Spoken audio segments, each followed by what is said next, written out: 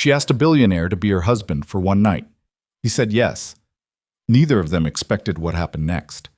Lily Bennett walked into Damien Cross's life with tears on her face and a desperate favor on her lips.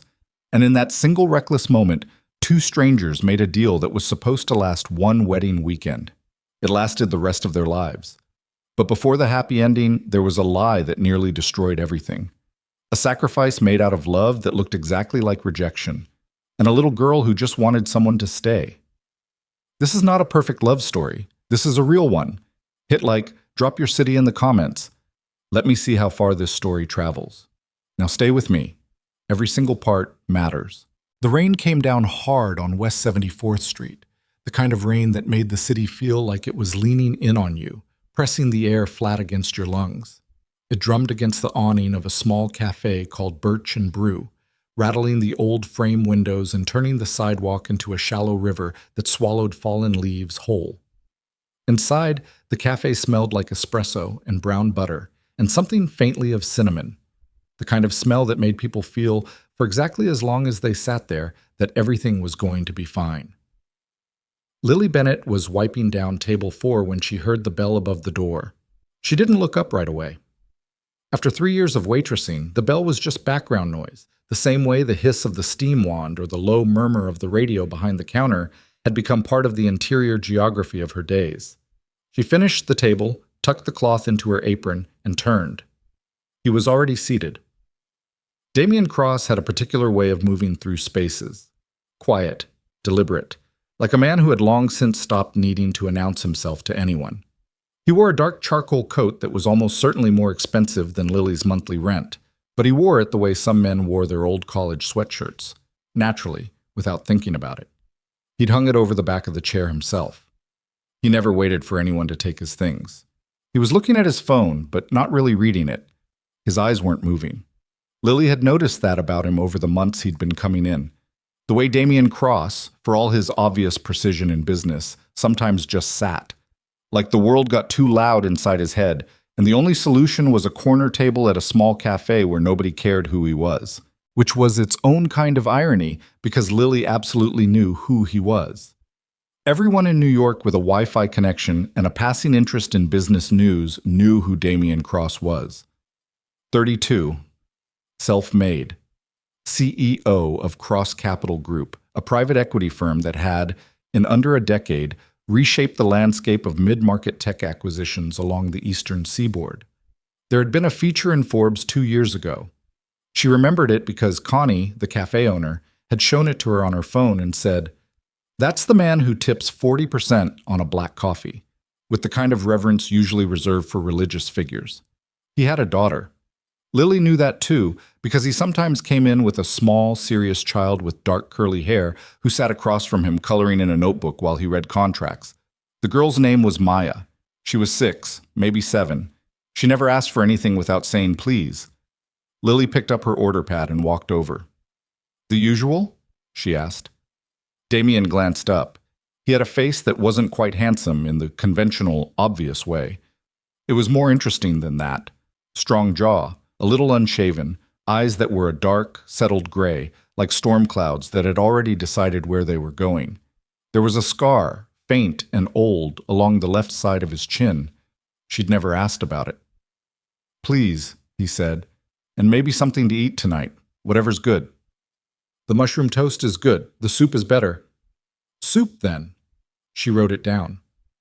Neither of them said anything for a second, which wasn't unusual. Damien Cross was not a man who filled silence for the sake of it. But tonight something felt off. There was a tension in the way he was sitting, a tightness around his jaw. "Rough day?" Lily asked before she could stop herself. He looked at her again. "Isn't it always?" It wasn't a question. She nodded once and went to put the order in. Tuesday and Friday evenings. Those were his nights. Lily had started tracking this approximately 6 weeks after he became a regular, not intentionally, but because the human brain is a pattern recognition machine, and hers had quietly logged the information the way it logged all useful things. The regular's preferences, the tables that wobbled, the days when the espresso machine ran 20 seconds slow. Damien Cross. Tuesday and Friday, corner table by the window, black coffee, sometimes food, always a good tipper. Never talked on the phone while ordering, never snapped his fingers or called her sweetheart, or looked through her the way some of the wealthier customers did, as if waitstaff existed in a slightly different dimension from real people. He looked right at her when she spoke. That she had noticed early. It was not as common a quality as it should have been. They had accumulated over months a quiet set of small exchanges that didn't quite add up to friendship but weren't nothing either. He knew she'd gone to culinary school for 2 years before money ran out, and she'd pivoted to waitressing while she figured it out. She knew he had a standing rule about not taking work calls before 7 a.m. or after 9 p.m. and routinely broke it on both ends. He knew she made her own hot sauce and kept a jar of it at the counter for customers who asked. She knew he took his daughter to the park on Sunday mornings regardless of weather, even when he'd been working until midnight. These were small things, but small things had a way of adding up, Lily thought, if you weren't paying attention. She brought the soup out at 8:15. The cafe had thinned out. Just 2 other occupied tables, a couple sharing a slice of cake by the window, and an older man grading papers in the corner. Damien was still looking at his phone, still not reading it. Lily set the soup down, started to turn. "Thank you, Lily." She paused. He used her name rarely, and only when he was being deliberate about it. "You're welcome." "Can I ask you something?" She turned back. His expression was neutral, but there was something underneath it, the faintest edge of something she couldn't name. Curiosity, maybe, or careful intent. "Sure? Do you enjoy working here?" She blinked, of all the questions. "I mean, yes. Connie's good people. The regulars are mostly fine." She tilted her head. "Why?" "I was thinking about the hot sauce thing." He nodded toward the counter. "You told me you make that at home. You've mentioned once or twice about opening your own place." "Once or twice," she agreed carefully. "I was wondering if you'd ever looked into the commercial licensing process, the zoning regulations in Manhattan for new food service businesses." He picked up his spoon. "It's a maze, but there are people who can help navigate it." Lily stared at him for a moment. "Are you offering to help me navigate city zoning regulations?" Something in his expression shifted. Just a fraction, like a window opening. "I'm saying the option exists." "Mr. Cross?" "Damien." That's a very specific thing to say out of nowhere. He dipped his spoon into the soup. "I think about practical problems. It's a professional hazard." He looked up. "You're talented. The food you've made for this cafe, the specials, the ones you bring in when Connie lets you experiment, they're genuinely good. It seems like a waste." Lily opened her mouth, closed it again. She was used to compliments from customers, the throwaway kind. "Delicious. Honey, you should be a chef." And she'd learned to let them pass through her without hooking. But this was different. He said it without warmth, almost clinically, like he was stating a fact about a spreadsheet. Somehow, that made it land harder. "Thank you," she said quietly. "Don't thank me. Think about it." He turned back to his soup. "The option exists." Lily went back behind the counter and stood for a moment looking at nothing in particular, aware of a strange warmth in her chest that she could not entirely account for. "Don't be an idiot," she told herself, in the firm, slightly exasperated internal voice she reserved for moments of emotional vulnerability. "He's a regular, he's being nice. That is all." She believed it mostly. It was a Friday evening, 3 weeks later, when everything changed. The cafe was 40 minutes from closing. The couple by the window had gone. The paper grading professor had long since packed up. Damien was at his corner table with a contract spread open beside his coffee, making notes in the margins the way a doctor annotates a chart. Precise, humorless, efficient. Lily heard the back door open and close, which meant Connie had gone home and left her to lock up. The dishwasher was running its last cycle. In another half hour, the city would close its eyes over this small pocket of warmth, and she would walk 12 blocks home in the rain. It was a night like any other night, until it wasn't.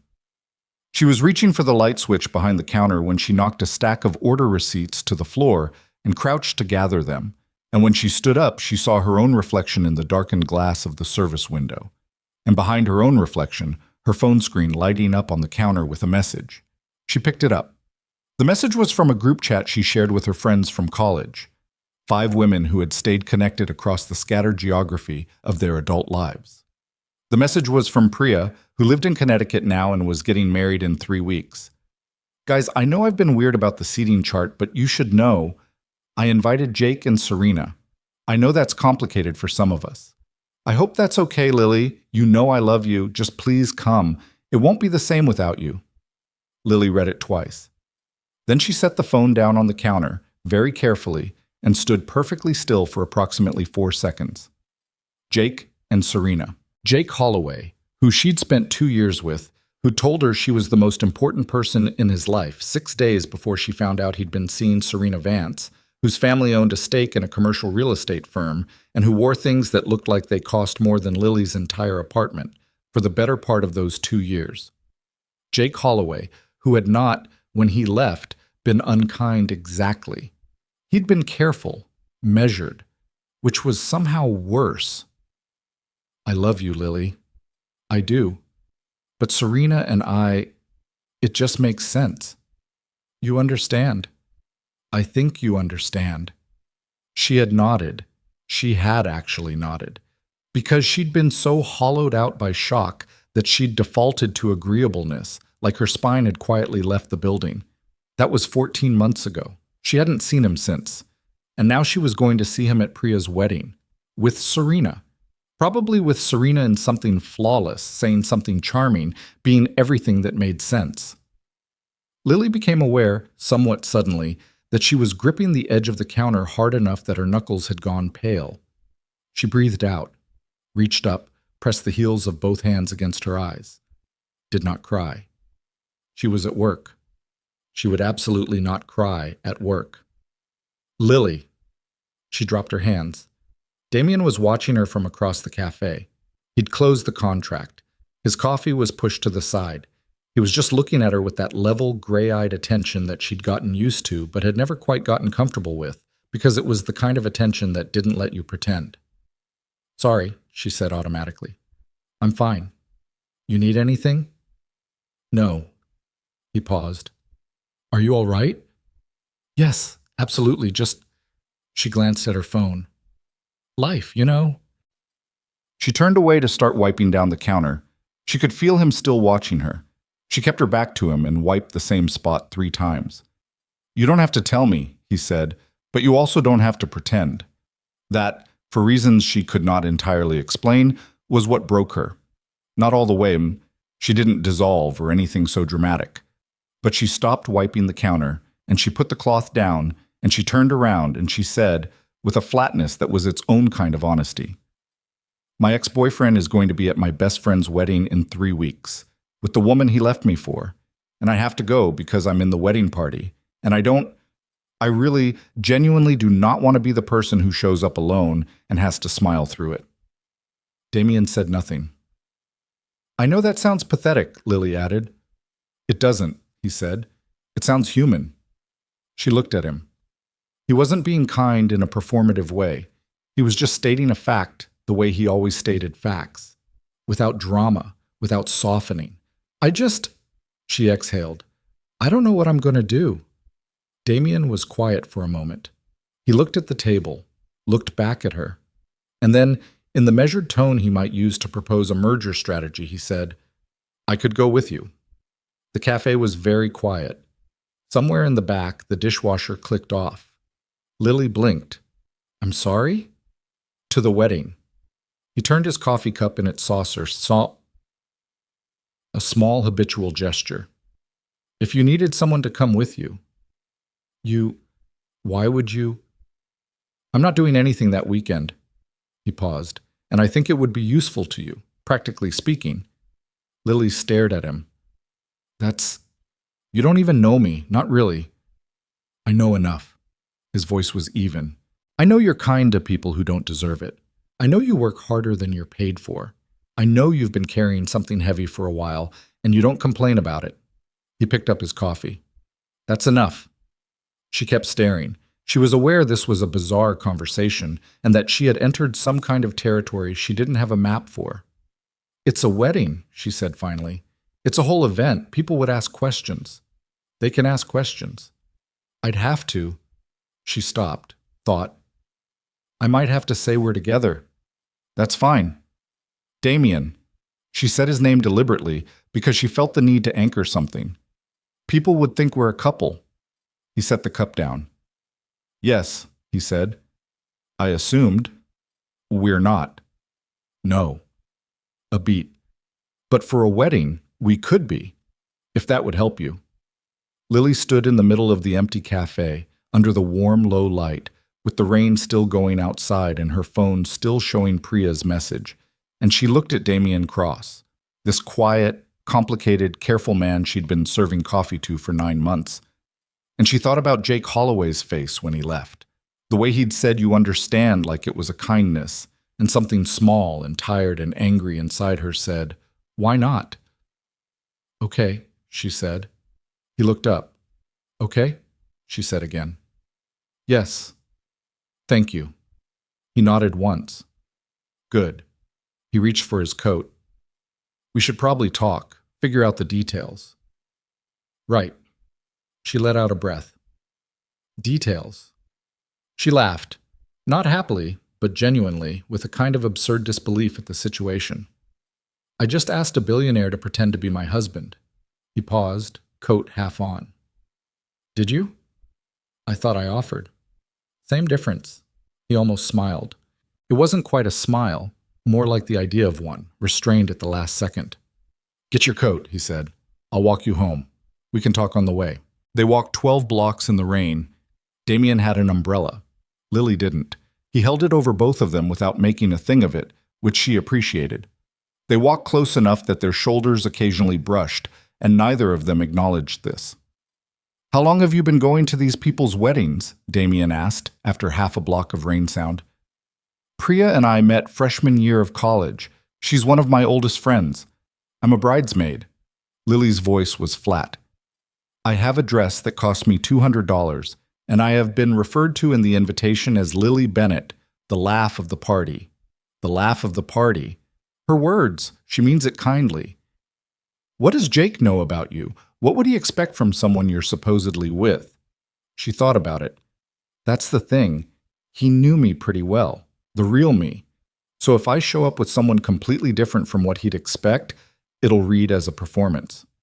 What would he expect? Lily pulled her jacket tighter. Honestly, he'd expect me to be a little sad, a little brave about it, making a good show of being fine. She glanced sideways. He'd be ready for me to be mostly fine and quietly not. So the goal isn't just to show up with someone. It's to show up happy. Yes. That's harder to fake. I know. She looked ahead. I wasn't planning to fake it exactly. I need to get through the weekend without unraveling. Having someone there, She stopped. A person on your side, Damien said. She looked at him. Yeah, that. He thought for a moment. Tell me what he's like, Jake. Why? Because knowing who I'm dealing with in a room is useful information. Lily almost laughed again. He really did approach everything like a business problem. She found it oddly comforting. He's charming, good-looking. He's the kind of person who's very good at making you feel seen, and then you realize later that he's good at making everyone feel seen, which isn't the same thing. She paused. He's not a bad person.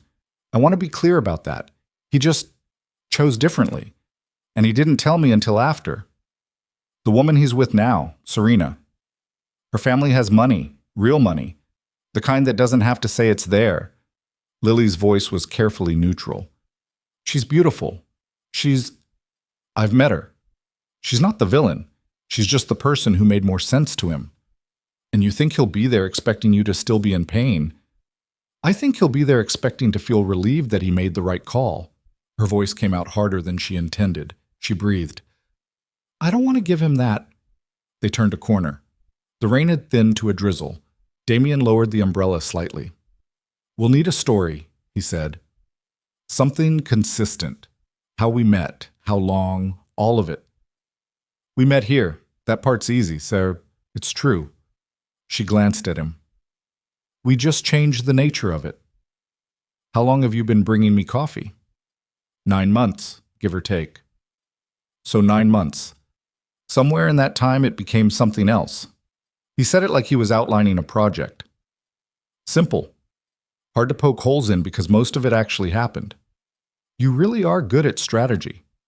I'm good at making things difficult to disprove. He paused. There's a difference. She looked at him in the dim, wet light. Who are you, actually?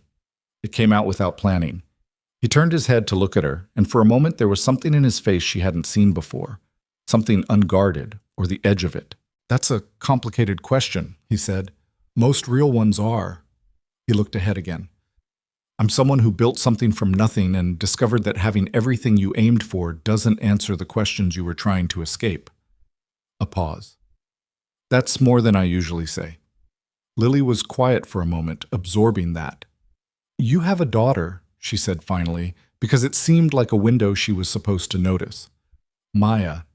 The word changed something in his voice. The carefully maintained neutrality softened, almost imperceptibly. She's 6. He stopped. She's the best thing in my life and the thing I'm most afraid of failing. What happened to her mother? The question was too direct. She knew it immediately, felt the slight shift in the air between them. I'm sorry, she said quickly.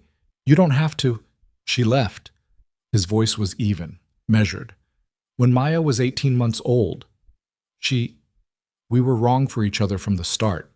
She knew it before I did. She's in Chicago now. She sees Maya 4 times a year. A beat. Maya calls it her Chicago visits. She's very matter-of-fact about it. Kids adapt. Do they? They adapt or they don't show you when they don't. He sounded like he was speaking from somewhere uncomfortably specific. They stopped at the corner of her street.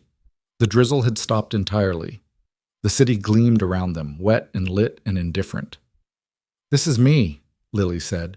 She gestured down the block toward a walk-up with a yellow light above the door. Damien looked at it, then back at her. Saturday next week. Could you come to dinner? Bring your schedule for the wedding weekend so we can plan. She nodded. Sure. Somewhere public, he said. We should be seen together before the wedding. If you're comfortable with that. Are you asking me on a practice date? I'm asking you to dinner for logistical purposes. She almost smiled. Right, logistical purposes. She hugged her jacket around herself. Damien. Yes. Thank you, really. She searched his face for something to read and found, as usual, that he was difficult. Why are you doing this? You don't owe me anything. He was quiet for a second. No, he agreed, but I want to. He said it simply, without embellishment, the way he said most things. Get inside. It's cold. She went. She didn't look back, but she heard him stand on the corner for a moment before his footsteps moved away, measured and unhurried, back into the city. The dinner was at a restaurant on the Upper West Side. Not flashy, but the kind of place where the lighting was warm and the tables had enough space between them that you could have a real conversation. Damien had chosen it. Lily arrived first and was briefly impressed by her own capacity for punctuality under stress. She'd worn her nicest dress, then changed out of it into a dark green top and dark trousers, then changed back into the dress, which was dark blue and had a collar she liked. She'd stood in front of her bathroom mirror for approximately 6 minutes longer than was reasonable and told herself it was because appearances mattered for the practical exercise of convincing people they were a couple. She believed this approximately 40%. Damien arrived 6 minutes after her, which she later learned was his standard. He never arrived first to social situations. He ordered wine without making a production of it, asked her preference, and actually listened to the answer. They talked for 2 hours. Not about the plan, not at first. They started there, mapping out the story, the details, the timeline of a relationship that had supposedly grown out of 9 months of Tuesday and Friday evenings in a cafe. But then the food came and somehow the conversation drifted. He talked about Maya, the way parents of young children sometimes can't help but talk about them. Not showingly, but in the way someone shares evidence of something they're still slightly astonished by. She told me last month that she wants to be a marine biologist, he said. She's 6. She barely knows what marine means. But she has a library book about the deep ocean that she's been carrying around for 2 weeks. And she talks about anglerfish like they're personal acquaintances. Do you take her seriously? Of course. He seemed genuinely puzzled by the question. Why wouldn't I? A lot of parents don't. They think kids' interests are phases to be managed. He shook his head. She has a right to be interested in whatever she's interested in. My job is to not crush it. A pause. Although I did have to explain that anglerfish are objectively terrifying, and she informed me I was wrong and that they're misunderstood. Lily laughed, a real one. It surprised her. Damien watched her laugh, and something in his face went quiet in a way she didn't quite catch in time. He talked about his company, not the way people talk about their companies at networking events, but the way someone talks about a thing they built with their hands and have complicated feelings about. He'd started it with a partner, a man named Ross, who'd been his roommate in grad school and who'd left the company 5 years ago to take a tenure-track job at Columbia, and Damien still sounded very faintly like he hadn't quite closed that door. Do you miss having a partner? Lily asked. In business, yes. He turned his wine glass slowly. You make worse decisions alone. You need someone who'll tell you when you're wrong. You seem like someone who doesn't love being told he's wrong. I don't love it, he agreed, but I know when I need it. He looked up at her. That's a different thing. Lily told him about culinary school, about the years she'd spent dreaming about it before she got the scholarship, the 2 years of studying under chefs who ranged from brilliant to terrifying, the moment she'd realized she couldn't afford to finish and had to make a different plan. It wasn't tragic, she said, making her voice light. I just had to adjust. You adjusted away from something you wanted. Yeah, but I didn't stop wanting it. She swirled her water glass. The cafe idea. It's still real for me. It's not just a nice thought. I have notebooks. I have a business plan, sort of. I have a whole vision for what the space should feel like. What should it feel like? She thought for a second. Like Saturday morning. Like you're not in a hurry. Like someone made breakfast because they wanted to, not because it's their job. She caught herself. Sorry, that sounds sentimental. It sounds like you know exactly what you want. I know what I want, she said. Getting there is the problem. He looked at her for a moment. Problems have solutions, he said. Usually more than one. She looked back at him. The restaurant was warm and quiet around them. The evening had done something strange. It had started as logistics and turned into something else entirely, and she wasn't sure at what point the shift had happened, only that it had.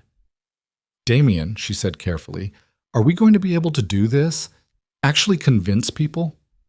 He leaned back in his chair, considering. You mean, will we look like people who care about each other? Right. He seemed to weigh this with genuine seriousness. I think we already do, he said. She looked down at the table. Yeah, she said quietly. I think you're right. The weekend before the wedding, Damien introduced Lily to Maya. This was not part of the original plan, at least not an explicit part.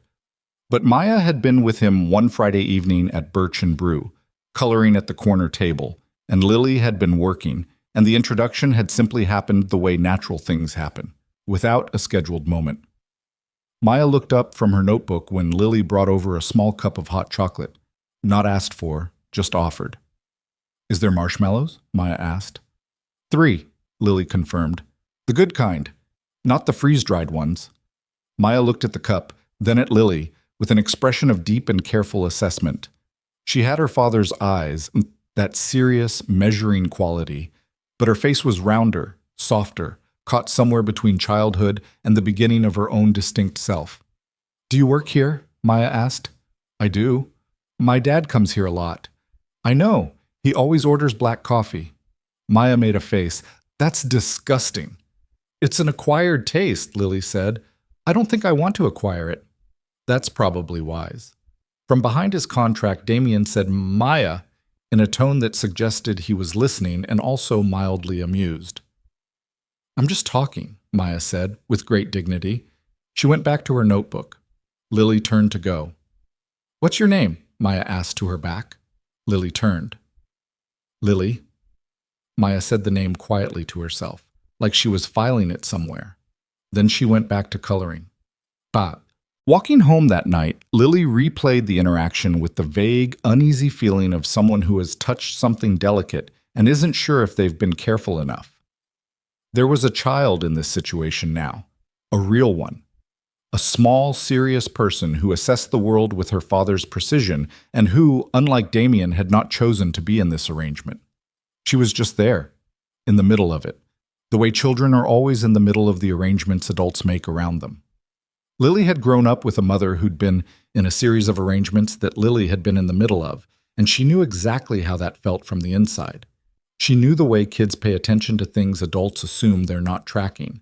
She knew the way a small person can walk into a room and read the emotional temperature before they've finished taking off their shoes. She was not going to let this touch Maya. She would be careful about that, even if being careful meant being a little more distant than she might otherwise be, even if that turned out to be harder than expected. The wedding was in Connecticut. Priya's family had a house there with grounds that could accommodate a tent and 120 guests, and a string quartet that played during dinner, and what Lily suspected was a photo booth shaped like a vintage telephone box. She'd driven up with the other bridesmaids on Friday afternoon.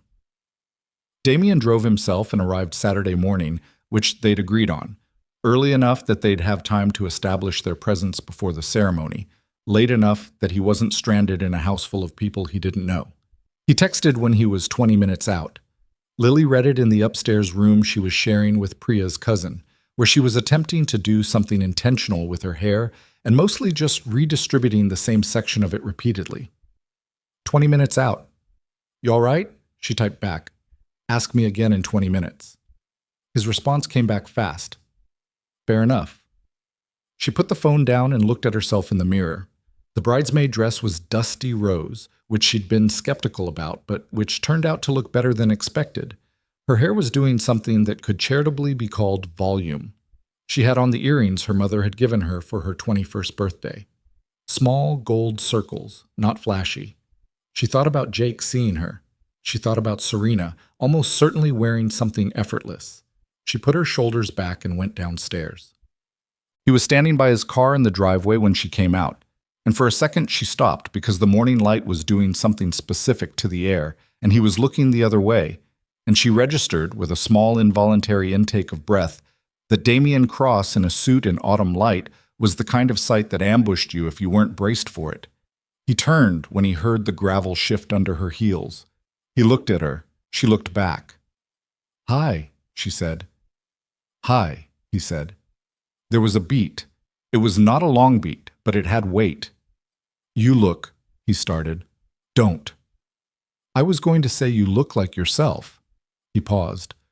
"Which I mean as a compliment." She studied him.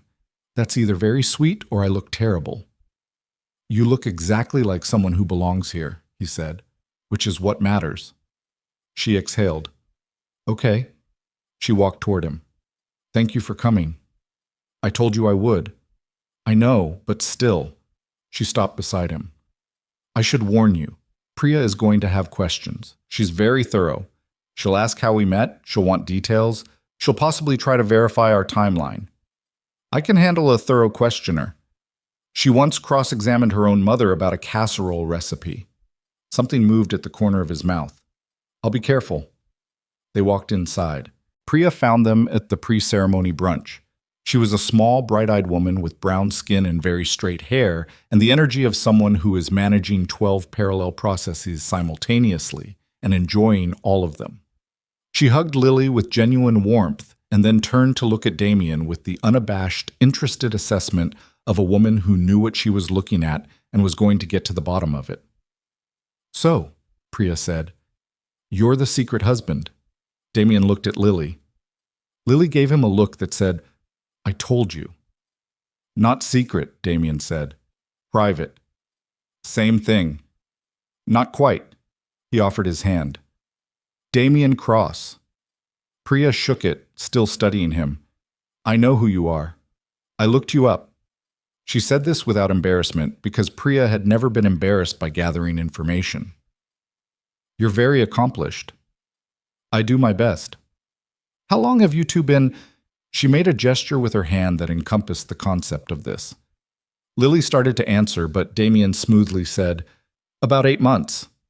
Give or take when you start counting." He glanced at Lily, and his expression was natural, warm in a way that was startling because it looked real. The counting depends on when you admit what's already happening. Priya looked at Lily. Lily looked at Damien.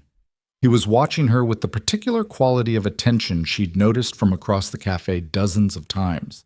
Steady, specific, patient, and for a second she forgot they were performing anything. She said, without quite planning to, he kept coming in every Tuesday and Friday for months before he said anything. Said anything, Priya repeated. What did you say? Eventually? That her soup was better than her coffee, Damien said, and I wanted to hear about the cafe she was going to open. Priya's eyes moved between them. She had the look of someone running calculations. Then her face softened and she said, okay, in a tone that meant she'd decided to believe it. Okay, she said again. Good. She reached out and squeezed Lily's arm. I'm glad you're not here alone. Lily felt something press at the back of her throat that she was not going to acknowledge. Go find seats, Priya told them. Ceremony starts in 40. She walked away, already talking to someone else. Damien looked at Lily. All right? You're good at this, she said quietly. So are you. He offered his arm, matter-of-factly, the way you'd offer an arm to someone walking on uneven ground. Let's go find seats. She took it. Jake Holloway appeared at the cocktail hour. Lily saw him before he saw her. He was taller than she remembered, or maybe she'd rescaled him in her head over 14 months to something more manageable. He was standing by the bar with Serena at his side, thin, blonde, effortlessly put together in a way that made Lily feel, for approximately 3 seconds, the exact quality of specific inadequacy Jake had always managed to make her feel without ever saying anything cruel. Then Damien put his hand at the small of her back. It was a light touch, barely anything. He'd probably done it without thinking. A natural gesture, the kind a couple makes in a crowded room to say, I see you, I have you. But Lily straightened. And when Jake turned and saw her, whatever he'd been prepared to find, whatever expression of brave okayness he'd been anticipating, it wasn't what he got. What he got was Lily standing in a dusty rose bridesmaid dress with her shoulders back and something easy in her posture, next to a man who looked like he belonged beside her, whose hand was at her back like it was the most natural thing in the world. Jake looked at Damien. Damien was already looking at him with a calm, slightly curious expression. The face of a man who knows exactly who he's looking at and has already decided how much weight to give it, which was, apparently, very little. Jake looked back at Lily. Hey, Lil, he said. He smiled. It was a good smile. She remembered that about him, the quality of his smile. You look great. Thanks. She sounded more relaxed than she felt. You remember Priya? She put on a beautiful event. Yeah, she really... He glanced again at Damien. I don't think we've met. Damien said. He shook Jake's hand briefly, without particular enthusiasm. Good wedding. Right, yeah. Jake's eyes moved back to Lily. So you two are together, yes. Lily said it the same way she might say Tuesday, like it was just a fact. Jake absorbed this. Serena, at his side, smiled at Lily with something that looked like genuine warmth, which Lily found, as she'd found before, both better and harder than hostility would have been. Well, Jake said. Great. He nodded. Great. It's really great to see you, Lily. You seem really good. I am, she said simply. For a second, something moved across his face. She couldn't name it, wouldn't try. Then it passed. We should get drinks, Serena said gently, and Jake nodded, and they drifted away. Damien didn't say anything. After a moment, Lily let out a very slow breath through her nose. Thank you, she said quietly, to somewhere around his shoulder. For what? Your hand. Just now. He was quiet for a second. I should have asked first if that was... No. She looked up at him. It was right. She looked back out at the party. It was exactly right. They danced once, near the end of the reception, when the music had slowed and the candles on the tables had burned low and the tent felt warm and the way events feel warm when they're almost over. A particular kind of golden passing light. Damien was not a natural dancer in the showy sense. He moved with the same quality he had in everything else, deliberately, attentively, with a focus that made her feel like she was the only person in the room he was paying attention to. Which was, she suspected, the way he paid attention to everything he decided to pay attention to. She was not special in that sense, but she felt it anyway. "You're quiet," she said. They were moving slowly. The tent hummed around them. "I was thinking." "About what?" He looked at her. He was close. Closer than she was used to. Closer than their corner cafe arrangement had ever put them. She could see the small scar on his chin, the slight darkness under his eyes that said he hadn't slept enough in a long time. "About whether tonight accomplished what you needed it to," he said. She thought about it honestly. "I think so." She paused. "I didn't think about him as much as I thought I would. That's actually something." "Good." "I mostly thought about—" She stopped. He waited. "Nothing," she said. "I'm just glad you came." He held her gaze for a second. Then he nodded, and they kept moving, and the music went on, and somewhere under the gold tent the candles burned lower, and Lily tried very hard to stay honest with herself, and mostly failed. They drove home the next morning, separately, the way they'd arrived. Lily sat in the back of a rideshare watching Connecticut give way to the city, watching the skyline build itself up out of the Sunday gray, and she thought about a hand at the small of her back, and she thought about the way he'd said the counting depends on when you admit what's already happening, and she thought about the fact that she had a problem. She had a problem, and it had started at a corner cafe table, and it had been growing, quietly, persistently, like something planted without permission, for months. And she didn't know what to do with it. Not yet. The Monday after the wedding, Lily went back to work. This was not remarkable. She went back to work every Monday. She put on her apron, tied it in the back the way she always did, left over right, double knot because the single one came loose during the lunch rush, and she refilled the sugar dispensers and wiped down the menus and did all the small necessary things that made up the architecture of her days at Birch and Brew. Connie came in at 7 with a box of pastries from the bakery 2 blocks over and asked how the wedding was, and Lily said, "Fine. Beautiful." Priya looked incredible, and Connie nodded and disappeared into the back office, and that was that. Except that it wasn't quite. Because Lily spent the first hour of her shift replaying, involuntarily and in considerable detail, a hand at the small of her back. The specific, unhurried quality of it. The way it had landed there without asking, without announcement, like something that had always known where it belonged. She refilled a coffee cup. She took an order for eggs and wheat toast. She told herself sternly and internally to stop being ridiculous. She was mostly unsuccessful. The problem with fake things, she was discovering, was that they did not stay cleanly in their category. She had agreed to a clear arrangement: 1 wedding weekend, 1 performance, mutual benefit, clean exit. She had understood the terms. She had accepted them with her eyes open.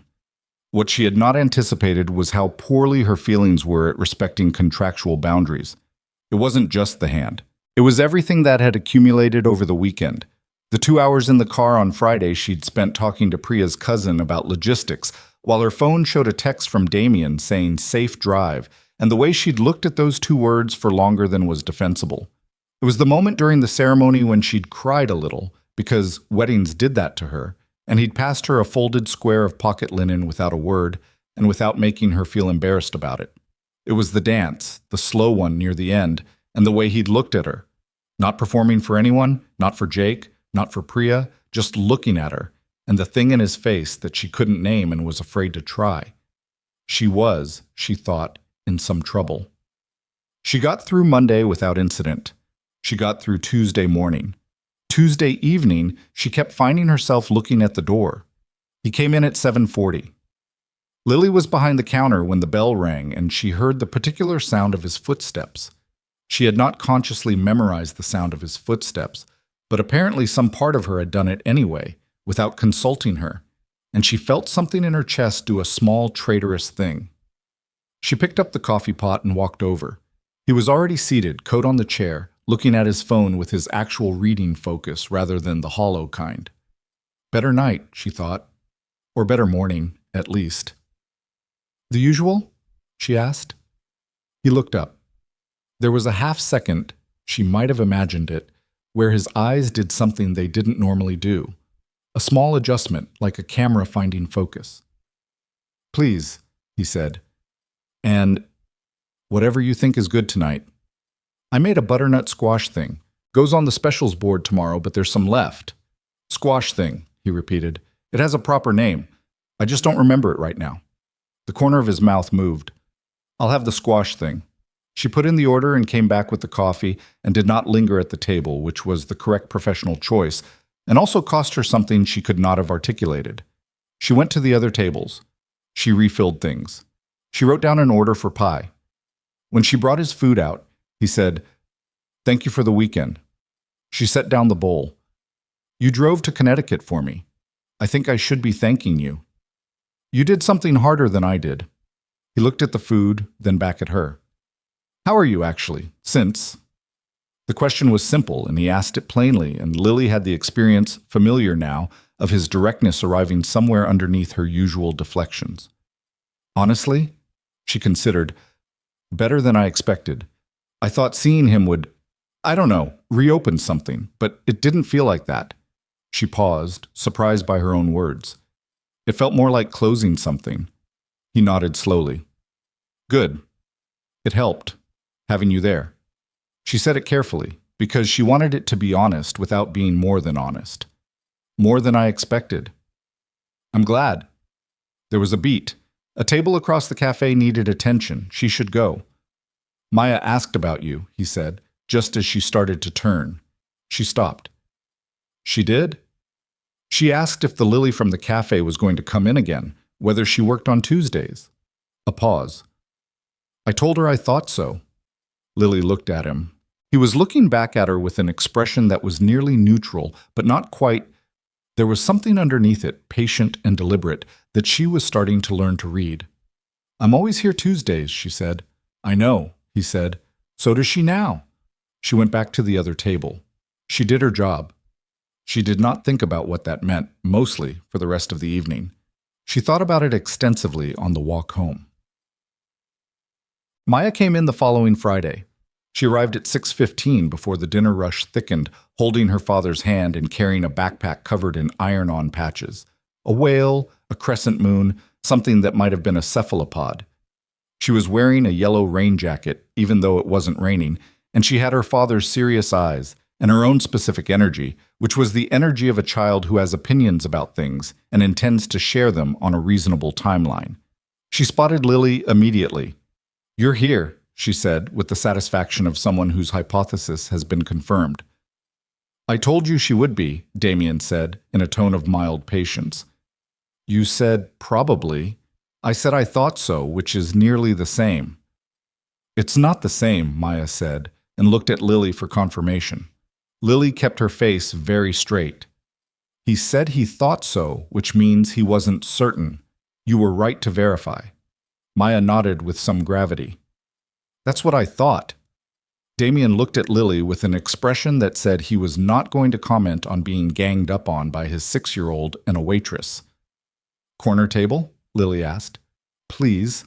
She led them over. Maya climbed into her chair and unzipped her backpack and removed the Ocean Library book, which she opened to a page she'd clearly been at before. Lily glanced at it, a full-spread photograph of a bioluminescent deep-sea creature, glowing soft blue in absolute dark water. "Is that an anglerfish?" Lily asked. Maya looked up with sudden, total interest. "You know about anglerfish?" "I know they exist. I know they're supposedly terrifying." Maya gave Damien a look that was approximately 90% triumph. "See?" "I said they were terrifying in a factual sense," Damien said mildly. "I didn't say they were bad." "You said, and I quote," Maya said, with the diction of a child who has been listening to adults very carefully for most of her life, "objectively terrifying." Which is a compliment. Maya thought about this. "Okay," she allowed. She turned back to Lily. "They make their own light. In the deepest part of the ocean where there's no sun, they just make it themselves." She held up the book. "That's the light, right there." Lily looked at the photograph. The creature hung in the dark water, its own light surrounding it like something it had grown from the inside. "That is actually amazing," Lily said honestly. Maya nodded with deep satisfaction. I know. Lily took their order: black coffee for Damien, hot chocolate with exactly 3 marshmallows for Maya, and went to get it. When she came back, Maya had her notebook out and was drawing something with focused intensity. Damien was watching her draw with an expression Lily had never seen on him before, unguarded and private and full of something she didn't want to name too quickly. She set down the drinks quietly and stepped back. Damien looked up, caught her watching, and his expression shifted back into its usual measured self. But something had been there. She'd seen it. She filed it away without deciding what to do with it. Later, while Damien was settling the bill, Maya leaned across the table toward Lily with the urgent energy of a child with a question she's been holding for a while.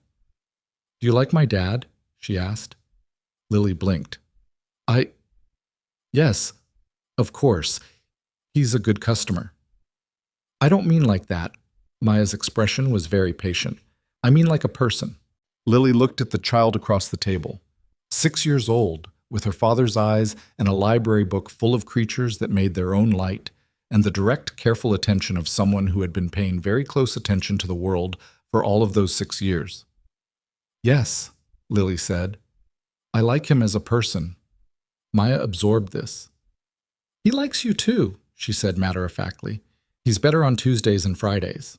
Maya, Damien said from behind them without looking up from the check. I'm just saying, Maya said serenely. Lily kept her face very carefully arranged. It was really good to see you, she told Maya. I know, Maya said. We'll come back. Lily looked at Damien. He looked at her. Whatever was in his face, he had it controlled by now, but there was still something. The faintest edge of color at his jaw. The look of a man who has heard something that has landed squarely in the center of something he's been trying not to look at. Sorry, he said, quieter than usual. Don't be, Lily said. She meant it. November arrived with the specific blunt cold that New York does in the transition months. Not yet winter, but past fall in any meaningful sense. The trees in Riverside Park went bare in the space of about 2 weeks. The cafe's heating system, which was temperamental at the best of times, began requiring the particular combination of 2 taps and a firm push on the thermostat panel that only Lily and Connie knew about. Lily and Damien did not talk about what had happened at the wedding, and did not talk about what Maya had said at the cafe, and did not acknowledge the particular altered quality of their Tuesday and Friday evenings, which had not changed in any observable external way, but had become, somehow, heavier, denser, like the air pressure had shifted. They talked about everything else. He was expanding. She understood this in pieces over the course of those November evenings, a project he'd been building toward for 2 years, a major international push that would require significant presence in 3 cities across 2 continents. He talked about it with the particular energy he reserved for things that genuinely engaged him, which was different from his usual controlled competence. His hands moved more. He leaned forward. It's the largest thing I've done, he said one evening, his coffee going cold beside him. It's the kind of move that either redefines what the company is or... He stopped. Or, Lily prompted, or it overextends. It bets everything on a single direction. He looked at her. I don't usually do that. I don't usually take positions I can't hedge. But you're considering it. I've been considering it for 2 years. That's why it's time to stop considering and decide. He turned the coffee cup. The team I've built can handle the day-to-day.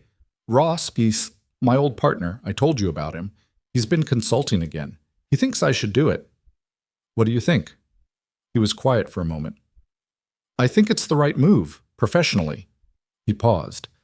The complication is that it's not a desk-based operation. There would be travel. Real presence required on the ground in both locations. How much travel? 6 months, possibly 8. He looked out the window. With Maya in school, that's complicated. What would you do? My sister is in the city. She's offered before. Maya loves her. He still had the look of a man working through something that hurt around the edges. It's not ideal. She's been moved around enough. Lily thought about what she knew of Maya. The way she'd climbed into that cafe chair like she owned it, confident and matter-of-fact.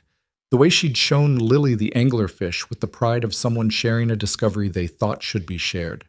The ocean library book she carried everywhere like a portable home. "She seems sturdy," Lily said carefully. "She is." He said it immediately, with conviction, and then with a shadow. "She works hard at being sturdy." "That's not quite the same thing." Lily looked at him. He was looking at the window, at the street where the November rain made the pavement gleam, and she thought, not for the first time, but more clearly now, about what it took to be this man, to have built everything he'd built, to be standing at the edge of this enormous professional leap, and to have the thing that stopped him be not risk or failure or money, but a 7-year-old girl with an ocean book and 3 marshmallows in her hot chocolate. "You're a good dad," she said. He turned and looked at her, and the expression on his face was complicated in a way she didn't have a word for. Not pleased, not dismissive. Something between those, something that looked like it had been sitting unexamined for a long time and wasn't used to being seen. "I try," he said. "No," she said. "You are." He held her gaze for a second. Then he looked back at the window. "The decision's not made yet," he said, in the voice that meant he was pulling himself back behind the line he'd apparently decided on. "I know," she said. She carried the coffee cups back to the counter, and she stood for a moment at the sink and she thought, with uncomfortable clarity, "I'm not going to be able to keep doing this for much longer without telling the truth." She didn't know what the truth was exactly. She was working on it. It was Priya who said it out loud first. She came to the city for a Thursday, a work trip that turned into dinner, and she and Lily sat in a booth at a Thai place in the East Village and ate too much and drank a sufficient quantity of white wine and debriefed the wedding with the particular pleasure of 2 people who had been friends long enough to be honest about everything. "He looked at you," Priya said. Lily had been waiting for this. "He was there as my date. That's generally what dates do." "Not like that," Priya pointed at her with a spring roll.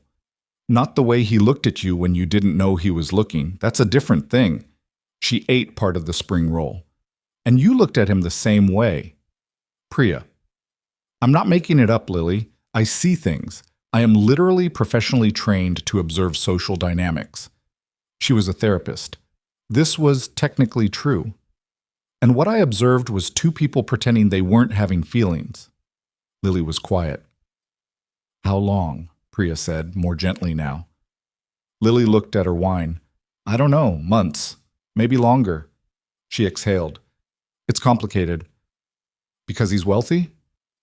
"Because he's everything." She made a gesture that was supposed to encompass Damien Cross and his entire existence. "He's building something huge. He's got a daughter. He had a whole life before I came into it, and he's going to have a whole life after. I'm a waitress with a business plan in a notebook, Priya. At some point, that gap matters." "That gap," Priya said slowly and deliberately, "is a story you're telling yourself about your own value. And I say that as someone who loves you and also has a graduate degree in how humans lie to themselves." Lily opened her mouth. "I'm not saying it's easy," Priya said. "I'm saying the gap you're worried about is not the gap that's actually there. The gap that's actually there is that you're both terrified, and neither of you is saying anything." Lily stared at her wine. She thought about Damien looking at her across the cafe, about Maya's matter-of-fact voice saying he's better on Tuesdays and Fridays, about the way he'd said the counting depends on when you admit what's already happening, and she'd felt it in her chest like a struck chord. "What if I'm wrong?" she said quietly. "What if I say something and I'm wrong and I lose the whatever this is, what it already is?" "What if you don't?" Priya said, "and you lose it anyway because you waited too long?" Lily didn't answer that. She didn't have an answer. She walked home alone that night, 3 blocks in the cold, and she thought about the deal they had made in the empty cafe.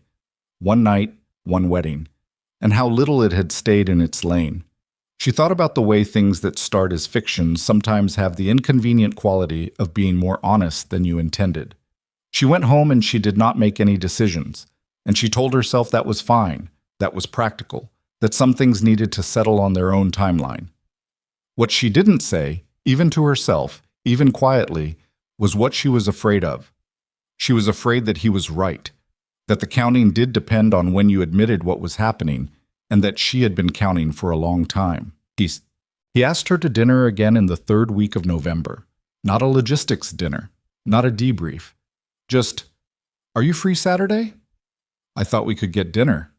Sent by text at 10:15 on a Thursday morning, which she knew meant he'd been sitting on it for a while because Damian Cross was not a spontaneous texter. She wrote back, "Yes." And then, because honesty was something she was practicing, "I'd like that." His response came back in less than a minute. "Good. I know a place. I'll pick you up at 7. She stood in her kitchen holding her phone and she smiled at it, which was embarrassing, and she didn't stop. He picked her up at 7 exactly. He drove them to a restaurant in Brooklyn that she never would have found on her own. Small, cash only, run by a Taiwanese family who'd been in the space for 30 years. The food arrived without menus, course by course, and every single thing on the table was the best version of itself. Lily forgot to be anxious. She forgot to track the gap or manage the narrative. She just ate, and they talked. They talked about his expansion project. He'd made the decision, he told her. He was moving forward. There was something settled in his face when he said it, resolved. The way a man looks when he has stopped arguing with himself. He would build the infrastructure to manage his absence. Maya would stay with his sister during the weeks he was traveling, and he would come back every 3 weeks without fail. Non-negotiable. She made me promise, he said, before I'd even told her the whole plan. She looked at me and said, "Daddy, you have to come back, okay?" Every 3 weeks. He shook his head, like she'd already done the research. She probably had, Lily said. She's very thorough. I have no idea where she gets it. Lily looked at him across the table. I genuinely cannot imagine.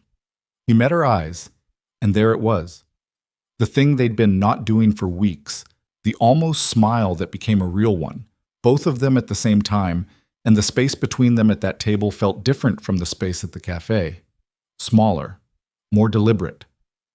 I wanted to tell you, he said after a moment, about the decision, before I told anyone else. She held that. Why? He was quiet for a second, not the kind of quiet that meant he didn't have an answer, the kind that meant he was deciding how honest to be. Because you're the person I wanted to tell. Lily looked at him. He was looking back, steady and careful, and open in the specific way he was only open when he'd decided to be, which was not often, but was, when it happened, absolute. Damien, she said, you don't have to say anything. I know. She turned her water glass. I just want to be careful about what I say and what I mean. I know. I don't know how to do this. With you, it's not a category I have a lot of experience in. She paused. You're kind of a lot. Something flickered in his face. I've been told. I don't mean that badly. She looked at him directly. I mean, you're a lot of things at once. You're careful and you're complicated, and you take up space in a very quiet way, and I've been... She stopped, started again. I've been trying to be practical about what this is. Have you been successful? She exhaled a short breath. Not particularly. He was very still across the table. Neither have I, he said. The restaurant was warm and small around them. The food sat between them, half finished, forgotten. Somewhere behind them a family was celebrating something, their voices running warm and indistinct. Lily said carefully, I don't want to be something that complicates your life. The expansion, Maya, everything you're building. I'm not going to be the thing that gets in the way of that. Who said you'd be in the way? People like me, she said quietly, have a way of not fitting into lives like yours. The sentence landed and she felt him receive it, felt the slight shift in his posture, the way he leaned forward a degree, his elbows coming to the table. People like you, he repeated, and his voice was very level. Explain that. You know what I mean. I'd like to hear you say it. She looked at him. He was watching her with that full, direct attention that she'd always found difficult to hold because it left no room for comfortable vagueness. I don't come from money. I don't have a network or a position or any of the infrastructure that makes sense alongside what you have. I'm working a job that pays me by the hour. My big ambition is a cafe. She said it evenly, not self-pityingly, just as fact. That's not a match. You're describing a socioeconomic bracket, he said, not a person.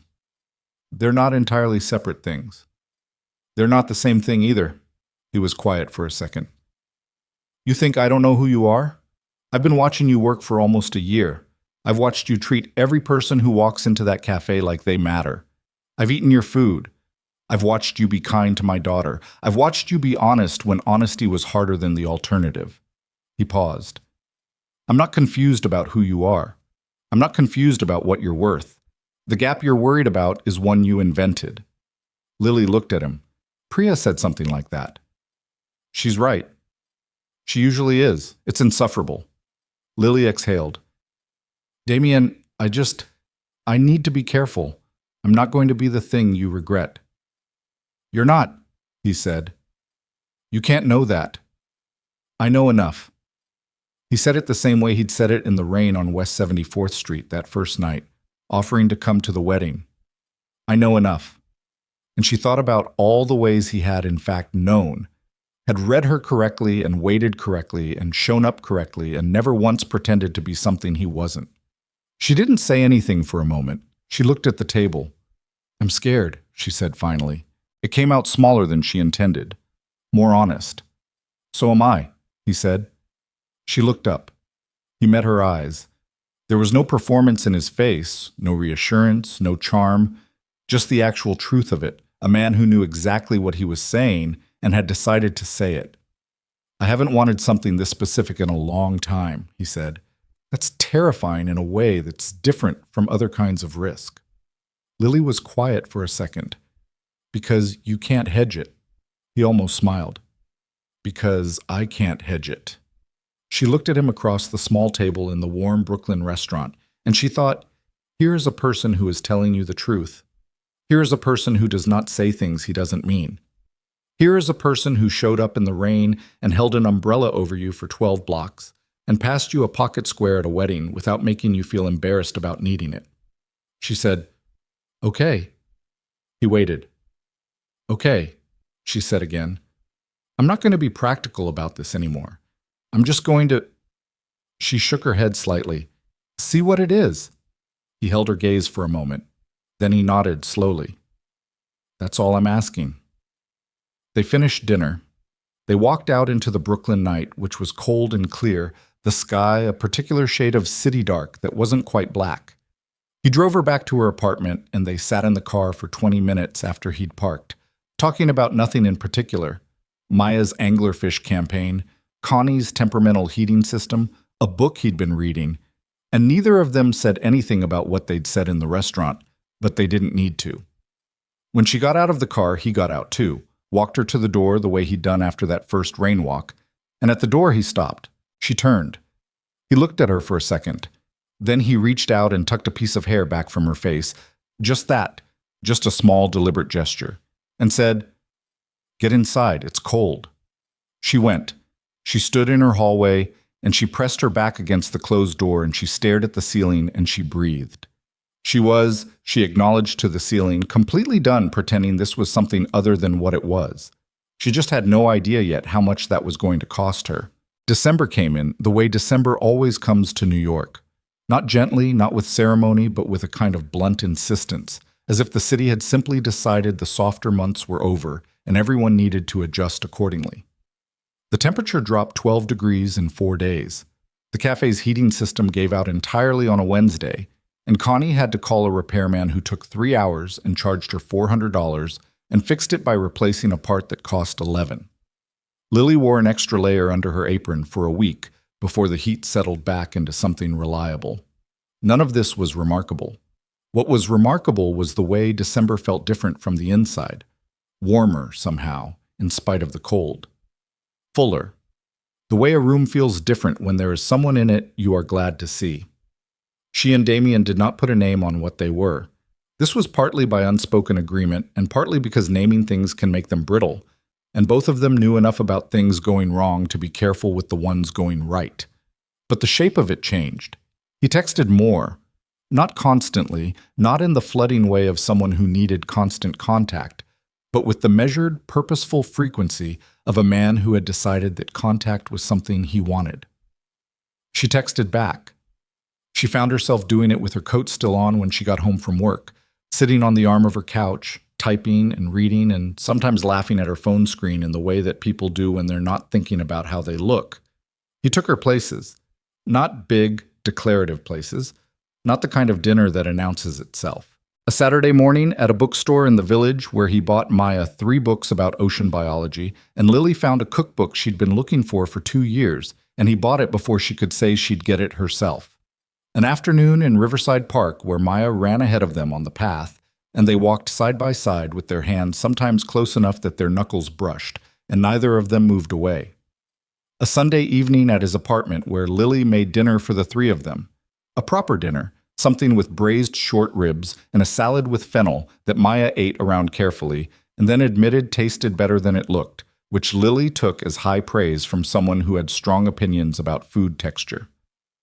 The apartment was on the Upper West Side, the 16th floor, with windows that looked out over the park. It was the kind of apartment that could have been cold. Too much space, too many clean lines. But it wasn't, because Maya had annexed significant portions of it. There were drawings taped to the refrigerator, the kind of drawings that 6-year-olds make with complete confidence in their artistic vision. There was a plastic container of sea creatures on the coffee table and a cardboard model of an ocean floor diorama that was clearly a work in progress on the dining room table. There was a small bookshelf in the living room that held children's books mixed in with Damien's investment texts in the particular unselfconscious disorder of a home where a child has been given permission to exist fully in the shared space. Lily stood in his kitchen that Sunday evening and chopped onions and thought, this feels like something. She was trying to be honest about things. Priya had told her to be honest. Damien had told her the same thing, essentially, that night in Brooklyn. She was practicing. This felt like something. It felt like the beginning of a life she hadn't known she was allowed to want. She was terrified of how much she meant that. Maya came into the kitchen while the onions were softening in the pan and climbed onto a stool at the counter and watched Lily cook with the focused, evaluative attention of a future scientist examining data. She asked questions. Why do onions smell like that? What does braised mean? Why do you cut things that small instead of big? Lily answered all of them, seriously, without the condensing register adults sometimes default to with children, because she remembered being a child who asked questions and being talked to like her questions were inconvenient, and she wasn't going to do that. My dad can't cook, Maya said, at some point, conversationally, without cruelty. He makes 3 things: pasta, eggs, and cereal. Cereal isn't cooking, Lily pointed out. I know. He knows too. He just counts it anyway. From the living room, without looking up from the contract he was reading, he was always reading something, Damien said, I can hear you. We know, Maya said serenely. Lily kept her face very controlled.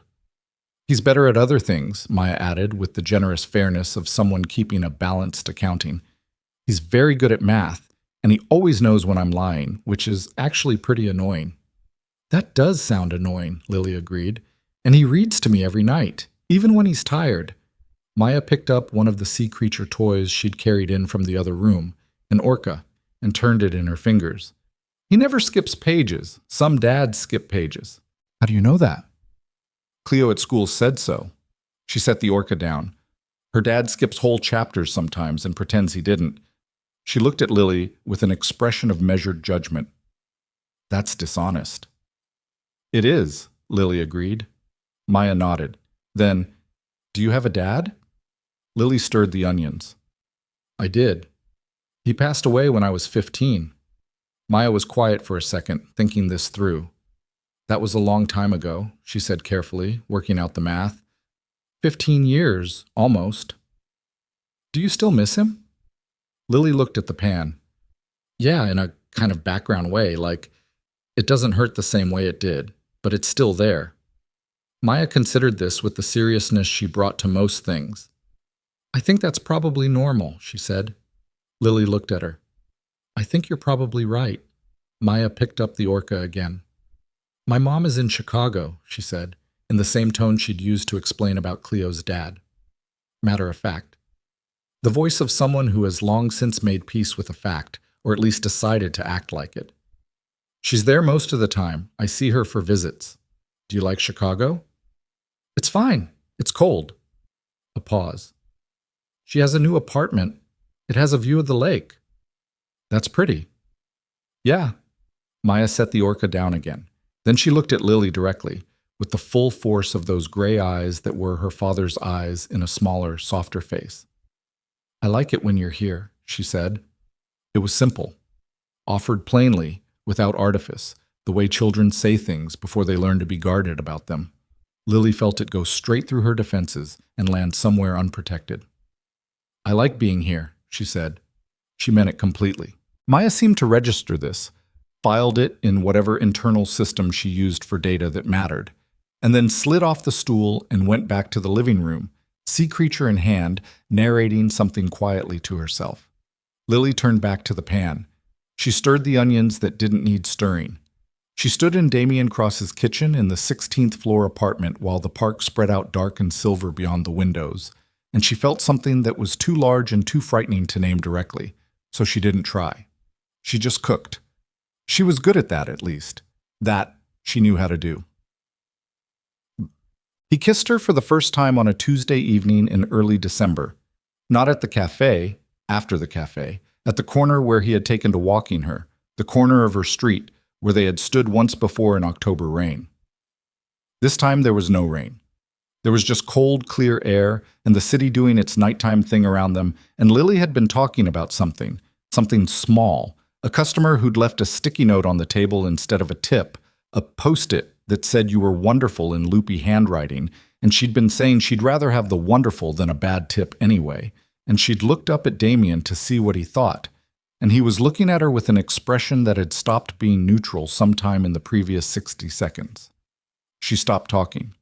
He said, "Lily." She said, "Okay." He kissed her once, briefly, and it was not the sweeping movie kind. It was the kind that is careful because it matters, the kind where someone is paying full attention to what they're doing and to you. And then he pulled back a few inches and looked at her to see, and what he saw must have been adequate because something in his face changed, not dramatically but definitively, the way a room changes when you turn on a light. She said, into the small remaining distance between them, "You took a long time." "I was being careful," he said. "I know." She looked up at him. "Me too." He walked her to her door. He left. She went inside and stood in her hallway with her coat on and her keys in her hand, and she was smiling, and she was also, very quietly, afraid. Not of him, not of what was between them, of how much it had already come to matter, of how thoroughly she had failed at being practical, of the voice in the back of her mind that sounded uncomfortably like her younger self, the one who had watched her mother's arrangements fall apart one by one and had learned early and quietly that the people who love things hardest are the people who lose them loudest. She took her coat off. She put the keys on the hook. She went to bed, and she lay in the dark and she thought, "You are already in this. You have been in this for a while. The question is not whether to be careful. The question is whether careful is even possible anymore." She didn't have an answer. She slept badly and woke up and went back to work and did not think about it, or tried not to, and mostly she succeeded, except for the parts where she didn't. Christmas approached with the particular retail violence it brings to Manhattan, the lights and the crowds and the specific kind of cold that smelled like pretzels and exhaust and pine. Birch and Brew put up a small tree in the corner that Connie decorated with mismatched ornaments collected from estate sales, which was somehow exactly right. Lily made a spiced apple cider that went on the specials board and sold out every day for 3 weeks. She and Damien had settled into something that didn't have a clean category yet, but felt more solid than anything she'd had in recent memory. He came in on Tuesdays and Fridays still, but those weren't just cafe evenings anymore. They were the fixed points of something larger that moved around them. Dinners, park walks, Sunday afternoons at his apartment with Maya. A Saturday she'd spent helping him pick out Christmas gifts for his sister's kids, wandering a toy store for an hour while he consulted her with the specific skeptical energy of a man who respected her opinion but wasn't going to pretend he thought every suggestion was equally valid. "She's 9, he said, holding up a craft set. "Is this too young?" Depends on the 9-year-old. What's she into? Building things. She took apart her mother's blender. Engineering kit, not crafts. Lily steered them down another aisle. There, that one. He looked at the box, looked at her. How do you know this? I was a kid once. I paid attention. He bought 3 of them, one for his niece, apparently deciding to hedge on the logic that if it was right, more was better. Lily found this extremely Damien of him and did not say so. Maya's gift was already handled. He'd ordered it weeks ago. A professional-grade microscope scaled for a child, but not condescending about it, along with a set of water sample slides and a book on marine microorganisms. He told Lily about it with the particular restrained pride of a parent who knows they've found exactly the right thing. She told him it was perfect, and it was. She's going to be a scientist, Lily said, as they left the toy store. She's going to be whatever she decides to be, he said, which was so exactly the right answer that she felt something warm move through her chest. She looked at him, walking beside her in the holiday-crowded street, and she thought, I love this person. The thought arrived with the quiet certainty of something that had been true for a while and had simply now decided to be acknowledged. Not a revelation. More like a window clearing. You could see through it all along, you just couldn't see it clearly. She did not say this. She filed it away carefully, in the place where she kept the things that mattered too much to say too quickly, and she kept walking, and the city went on around them, loud and lit and indifferent to the size of what was happening inside her. The news about the expansion came officially in the second week of January. Damien told her on a Friday evening, staying later at the cafe than usual, the place empty except for them and Connie's voice from the back singing along with something on the radio. It's moving faster than projected, he said. His voice was steady, which meant he'd had time to process it already. The Singapore team pulled the timeline up by 6 weeks.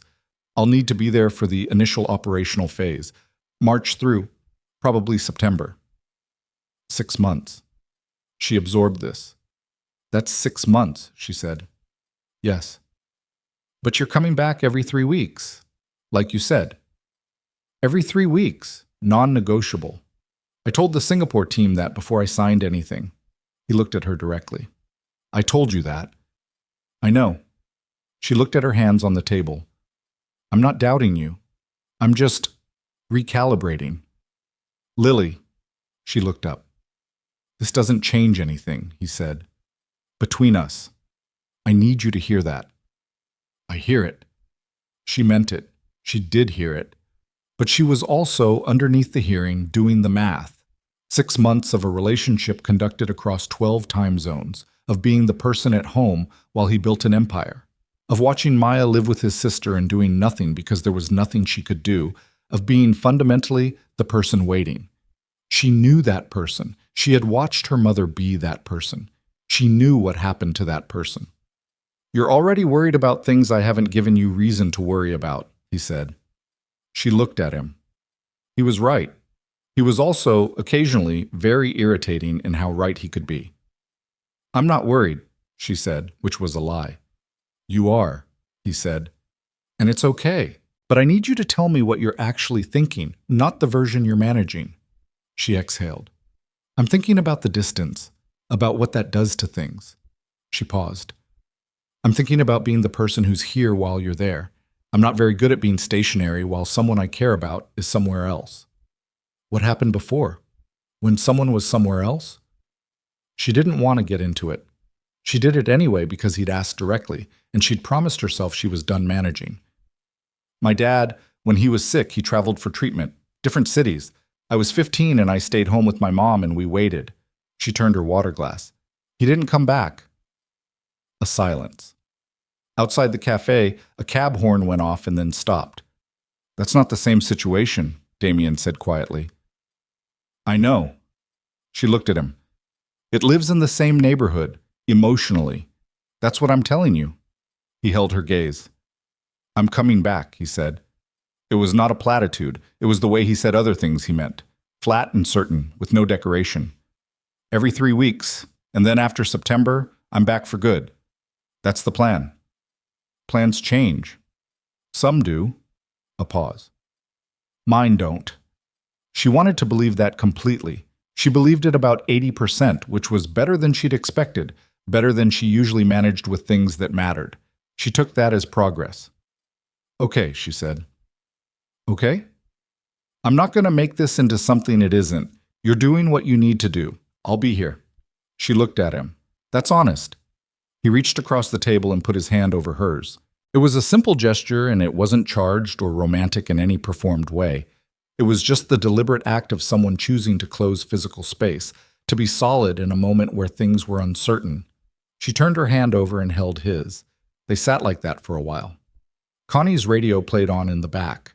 The cafe held them, warm and familiar, and neither of them said anything else, because sometimes what there is to say has already been said, and the remaining thing is just to stay. February was the last full month before the March departure date, and it had the quality of things that are ending without being over, bittersweet in the specific way of lasts that you can see coming. Lily knew this month and tried not to treat it like a countdown, because treating it like a countdown would make it smaller. She went to work. She made the cafe specials. She tested new recipes in her apartment on Sunday mornings and brought whatever was good to Damien's on the evenings when she went over for dinner. Maya, who had been told about Singapore in careful, honest terms, Daddy has to go help build something important, and he'll be back every 3 weeks without fail, and you'll be with Aunt Rachel, and I'll video call you every single night, had reacted with the precise combination of sadness, practicality, and trust that she seemed to apply to everything. She'd cried once, briefly, and Lily had been there for it, and it had been one of the harder things Lily had sat through because there was nothing to fix, and fixing things was her instinct. After the brief cry, Maya had wiped her face with her sleeve and said, "Can we get a fish tank? I want to study the fish while he's gone." Damien had said yes before the sentence was finished. They got the fish tank on a Saturday in mid-February. Lily came with them to the aquarium store, which was a place she had not been in probably 20 years, and which turned out to be, for an aquarium store, genuinely interesting. Long rows of lit tanks, all manner of things swimming in their quiet, oblivious way, and Maya moving between them with her nose practically against the glass. She picked 2 small clownfish and a snail, which she named Vesper, Marigold, and Captain Hooks respectively. When asked why Captain Hooks for a snail, she said patiently that snails moved slowly like someone dragging a hook, which made a reasonable amount of sense. They set the tank up on Maya's dresser that evening. The 3 of them crowded into her room. It was a small tank, the light inside it casting a soft blue across the walls. Vesper and Marigold circled each other with the indifferent grace of fish adjusting to new territory. Captain Hooks moved with commitment along the glass. Maya sat cross-legged on her bed watching them, satisfied, her Ocean Library book open across her knees out of habit rather than any immediate intention to read. Lily was crouched, adjusting the tank heater, and when she sat back she found Damien watching her from the doorway with an expression she caught before he could arrange it. It was the same expression she'd seen briefly at the cafe, months ago, unguarded, private, the look of a man who is watching something that matters to him in a way he has not yet fully processed. And now she had context for it that she hadn't had then, and the context made her chest ache in a way that was both uncomfortable and something she wouldn't have traded. She looked back at him. He didn't look away. He just held her gaze in his direct, decided way, and what was in his face said, "This is the thing, this right here." Maya said from the bed, not looking up, "Marigold is going to be the dominant one. She has the energy." "You can tell that in 10 minutes?" Lily asked, looking away from Damien. "I'm a scientist," Maya said. "I observe things." "She does," Damien confirmed from the doorway. "It's occasionally inconvenient." "Only for people who don't want to be observed," Maya said. Lily laughed. Maya smiled at her notebook and went back to reading. And Damien stood in the doorway of his daughter's room while the small tank lit the space blue and warm, and he looked like a man who had, after a long time in transit, found the place he was going. Lily saw this. She held it carefully, like something that could still break. They had the argument in the last week of February, which was not what she'd planned, but arguments rarely are. It started small. He was at the cafe on a Friday, later than usual, clearly exhausted in the particular way of someone who has been managing too many simultaneous processes. She'd brought over his coffee and he'd been on his phone, which wasn't unusual, but he'd held up a hand to her, not rudely, but automatically, the way someone does when they're in the middle of something and can't break away. She went back to the other tables. She came back 20 minutes later and he was still on the phone. The coffee was cold. She replaced it without saying anything. He held up the hand again. She went back behind the counter. By the time the cafe closed and he was finally off the phone, Lily had been carrying something tightly for 40 minutes, and she had not done a particularly good job of processing it. He came up to the counter, looking wrung out, and said, "Sorry about that. Singapore team." "It's fine," she said. Her voice was not quite right. He heard it. He always heard things. "What is it?" "Nothing. You were busy." "Lily." She looked at him across the counter. "I know you're busy. I understand what the next few months are going to be like. I do." She paused. It was 40 minutes, and you held up your hand like I was—" She stopped. "Like you were what?" he asked carefully. "Like I was background," she said. "Like I was something to manage while you handled the actual things." He was quiet for a second. In his face, she could see him taking this in without immediately defending himself, which was one of the things about him that could be maddening and also deeply decent. "You're right," he said. She blinked. "What?" "You're right. It was dismissive. I was in the middle of something difficult and I defaulted to controlling the environment. I do that." He said it without drama. "It's a bad habit." She looked at him. "You're not going to tell me I'm being too sensitive." "No," he said. "You're not being too sensitive. I was rude." She stood there with the disarmed quality of someone who had prepared for a different response. "Okay," she said. "I'm sorry," he said. "Okay," she said again. They stood in the empty cafe. She exhaled slowly. "I hate that I'm going to miss you," she said. It came out before she'd decided to say it, too honest, too direct, and she watched it land on him.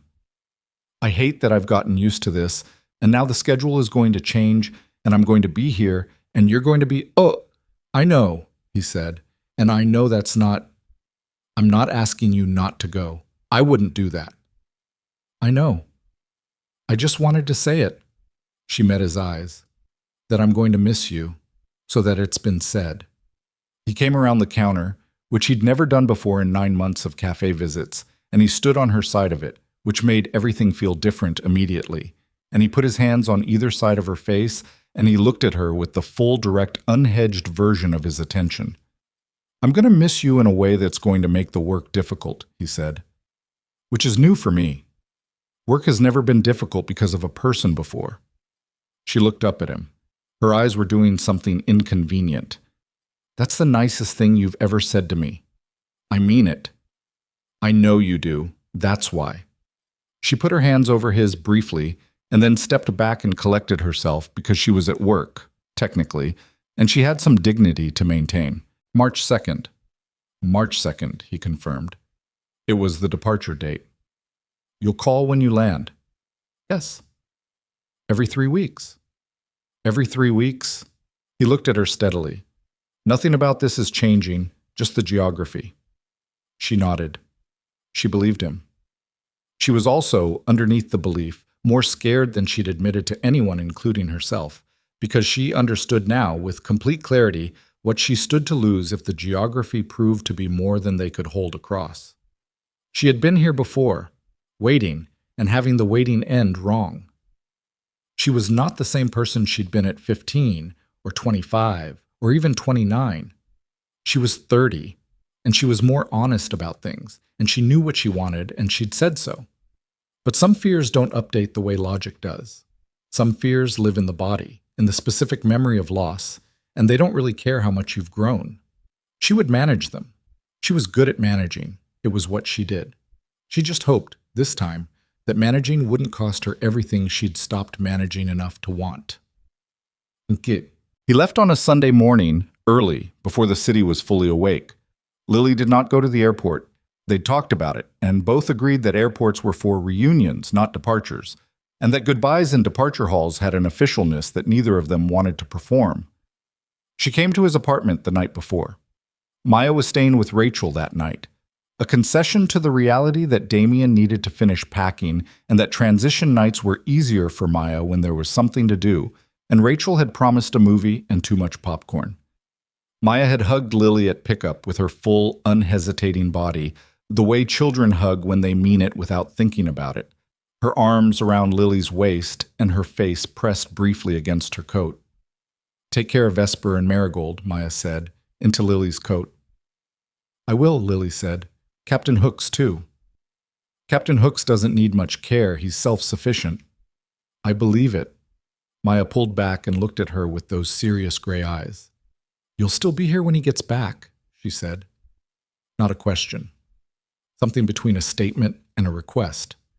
Lily felt the question inside the not question, and she answered both of them. "I'll still be here," she said. Maya nodded once, satisfied with the data, and went to Rachel's car. Lily had dinner with Damien that evening. Takeout, because neither of them had the bandwidth for cooking, eaten at his dining room table with the half-packed suitcases visible through the bedroom door. They talked. Not about the departure. About Maya. About the fish tank. About a book he'd been reading. About the squash recipe she'd been developing for the cafe specials. They talked the way people talk when they're trying to stay in the present of something rather than the approaching edge of it. At some point, the food was finished and the conversation went quiet, and they sat in the kitchen in the particular silence of a night that was almost over. "Tell me something," Lily said. He looked at her. "Something you haven't said, whatever you're sitting on." He was quiet for a moment. "I'm afraid I'll get there and the work will take over," he said. "It's done it before. It's what I built my life around for a long time before Maya. Work was the thing I was always sure of." He looked at the table. "I'm afraid I'll get there and the distance and the work will fill everything up and I'll lose track of—" He stopped. "Of this," she supplied. "Yes." She looked at him. "You know what I think?" "Tell me." "I think you're the most intentional person I've ever met. I think you don't lose track of the things you've decided matter." She held his gaze. "I think you'll be careful, because that's who you are."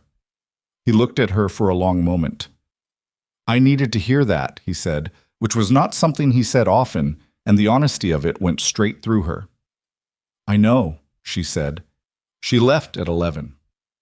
He walked her down to the lobby, not to the street, just to the lobby, because the elevator had that particular intimacy of small spaces and endings, and they stood in the marble foyer with its too bright overhead light, while the night doorman conspicuously looked at his desk. He held her for a long moment. She let herself be held, which was something she was still learning, the not managing, the staying still inside someone's arms without planning the exit. "March 2nd, she said into his coat. "I'll call when I land." She pulled back, looked at him. "Go do the thing," she said. "I'll be here." She walked out into the February dark, and she did not cry until she was half a block away, and then she cried briefly and practically, the way she did most things, and she kept walking. She was still here. She would keep being here. She was just also, in the bone-deep private dark of herself, beginning to do the math that she didn't want to do. The calculation she had been running since November, that had been running louder since January, that she had been trying to silence with logic and trust, and the memory of his hands on her face in the empty cafe. The math that said, he is going somewhere you cannot follow. He is going somewhere that will demand everything of him. And the kindest thing you could do, for him, for Maya, for the future he is trying to build, might be the very thing that breaks you. She pushed it down. She went home. She went to sleep. She would not listen to that math yet. Not yet. He called when he landed. It was 3:17 in the afternoon New York time, which meant it was past 3 in the morning in Singapore, and he'd been traveling for over 20 hours. And his voice on the phone had the flattened, slightly disembodied quality of someone who had been awake too long and was running on the last reserves of functional competence. She was behind the counter at Birch and Brew when the call came in, and she stepped into the back hallway where the coats hung and the cleaning supplies lived and held the phone to her ear and listened to him say he'd landed. The hotel was fine. He was going to sleep for 6 hours and then go directly to the office. 6 hours, she said. Maybe 5. Damien. I'll sleep on the weekend. It's Monday. Then I'll sleep next Monday. A pause, and through the exhaustion, she could hear something that was almost a smile. I'm fine. How was your Tuesday? It's Sunday. How was your Sunday? Quiet. She leaned against the wall. Maya texted me a picture of Captain Hooks. He's moved to the front of the tank. She says he's asserting dominance. A real sound this time, low and warm, the kind of laugh that comes out when someone is too tired to hold it back. Of course he is. Another pause. Lily. Yeah. I'll call Wednesday, our Wednesday. Your Tuesday night. I know you will. Get back to work. You go to sleep. I will.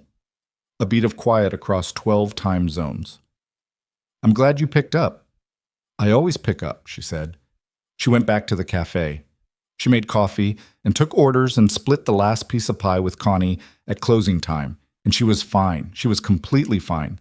She was going to be fine. But the first 3 weeks were manageable. He called on schedule, Tuesday nights her time, Wednesday mornings his, and they talked for 30 to 40 minutes, which was not nothing, but was also not dinner at a small Brooklyn restaurant, or walking in Riverside Park, or standing in his kitchen while Maya explained the social hierarchy of clownfish.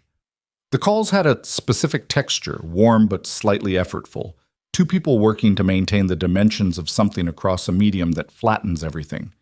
He told her about Singapore, not the glamorous version, the actual version, the humidity that hit like a wall the moment you left any air-conditioned space, the particular kind of 18-hour workday that left your brain feeling scraped, the team he was building, which was good, but had the growing pains of any new configuration of people who needed to learn to trust each other under pressure. He told her about a restaurant near the office where he'd eaten alone 3 times because it was the only place within walking distance that didn't require a reservation, and the noodles were very good, and he was starting to become the kind of regular you become when you're building a life somewhere temporary. She told him about the cafe, about the new spring menu she was helping Connie develop, about the customer who came in every Thursday and always ordered decaf and then complained it wasn't strong enough, and how she'd started giving him regular without telling him. And he now said it was much improved. About her notebooks and the cafe plans, the business models she'd been adding to on and off, the sketches of the space she imagined. Tell me about the space, he said one Tuesday. She pulled the notebook from the shelf beside her bed. She was in her apartment, sitting cross-legged against the headboard, and the city outside her window was doing its late-night quiet thing, the sound of traffic thinned to something almost peaceful. Ground floor, she said. Neighborhood space, not a destination place. You should be able to walk in without feeling like you need to have made an effort. She turned a page. Big windows. I want natural light to be the main thing, the way good light feels like it's doing you a favor. Counter along one wall where people can sit and work if they want. Tables in the middle that are close enough to feel convivial, but not so close that you're in someone's conversation. And the kitchen? Open, partially. I want people to be able to see some of it, not performatively. Not a show kitchen, just enough that you know real food is being made by a real person. He was quiet for a moment. What would you serve? She'd thought about this for years. Breakfast and lunch? Maybe early dinner on weekends? The kind of food that tastes like someone made it for you specifically. Nothing on the menu that requires a glossary. She paused. Hot sauce that I make in-house. Obviously. The coffee matters, but it's not the whole identity. Food is the identity. What's the name? She paused. It was a page she'd filled in and crossed out and filled in again over the years. I don't know yet. I know what it should feel like when you say it. Warm, short, like something you'd already heard before. He was quiet in the particular way that meant he was thinking about it seriously, not filling space. You'll know it when you find it, he said. Probably. Have you talked to anyone about the licensing process? I looked into it. Lily. His voice was measured. Have you actually talked to anyone, or have you looked at the city website for 40 minutes and closed the tab? She opened her mouth, closed it. The second one. There's a woman named Clara Reyes. She works with new food service businesses on the licensing and zoning side. My assistant can send you her contact. You don't have to. I want to. Let my assistant send it. She was quiet for a second. You're doing the thing, she said. What thing? The thing where you solve problems I haven't asked you to solve. You mentioned it. That counts as asking. It really doesn't.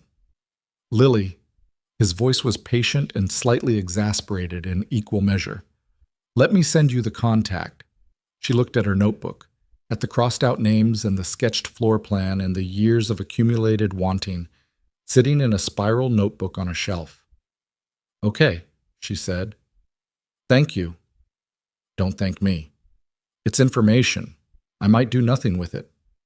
You won't, he said. He was right. She called Clara Reyes the following week and spent 90 minutes on the phone getting a clearer picture of what building a food service business in New York actually required. It was complicated and expensive, and the timeline was longer than she'd hoped. But Clara had the efficient energy of someone who made complicated things navigable. And by the end of the call, Lily had a list of specific next steps, and the feeling, unfamiliar and somewhat alarming, that the thing she'd been dreaming about for 6 years had moved from the territory of dreams into the territory of plans. She told Damien on their next call. He listened without interrupting, which he was good at. How do you feel about it? He asked when she'd finished. Terrified, she said honestly. Also, like it's real. For the first time, it feels like an actual thing that could actually happen. It is, he said. It can. She believed him. That was the thing about Damien.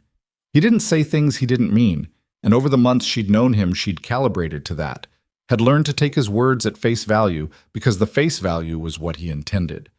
It was an adjustment, coming from a history of people whose words and intentions didn't always match.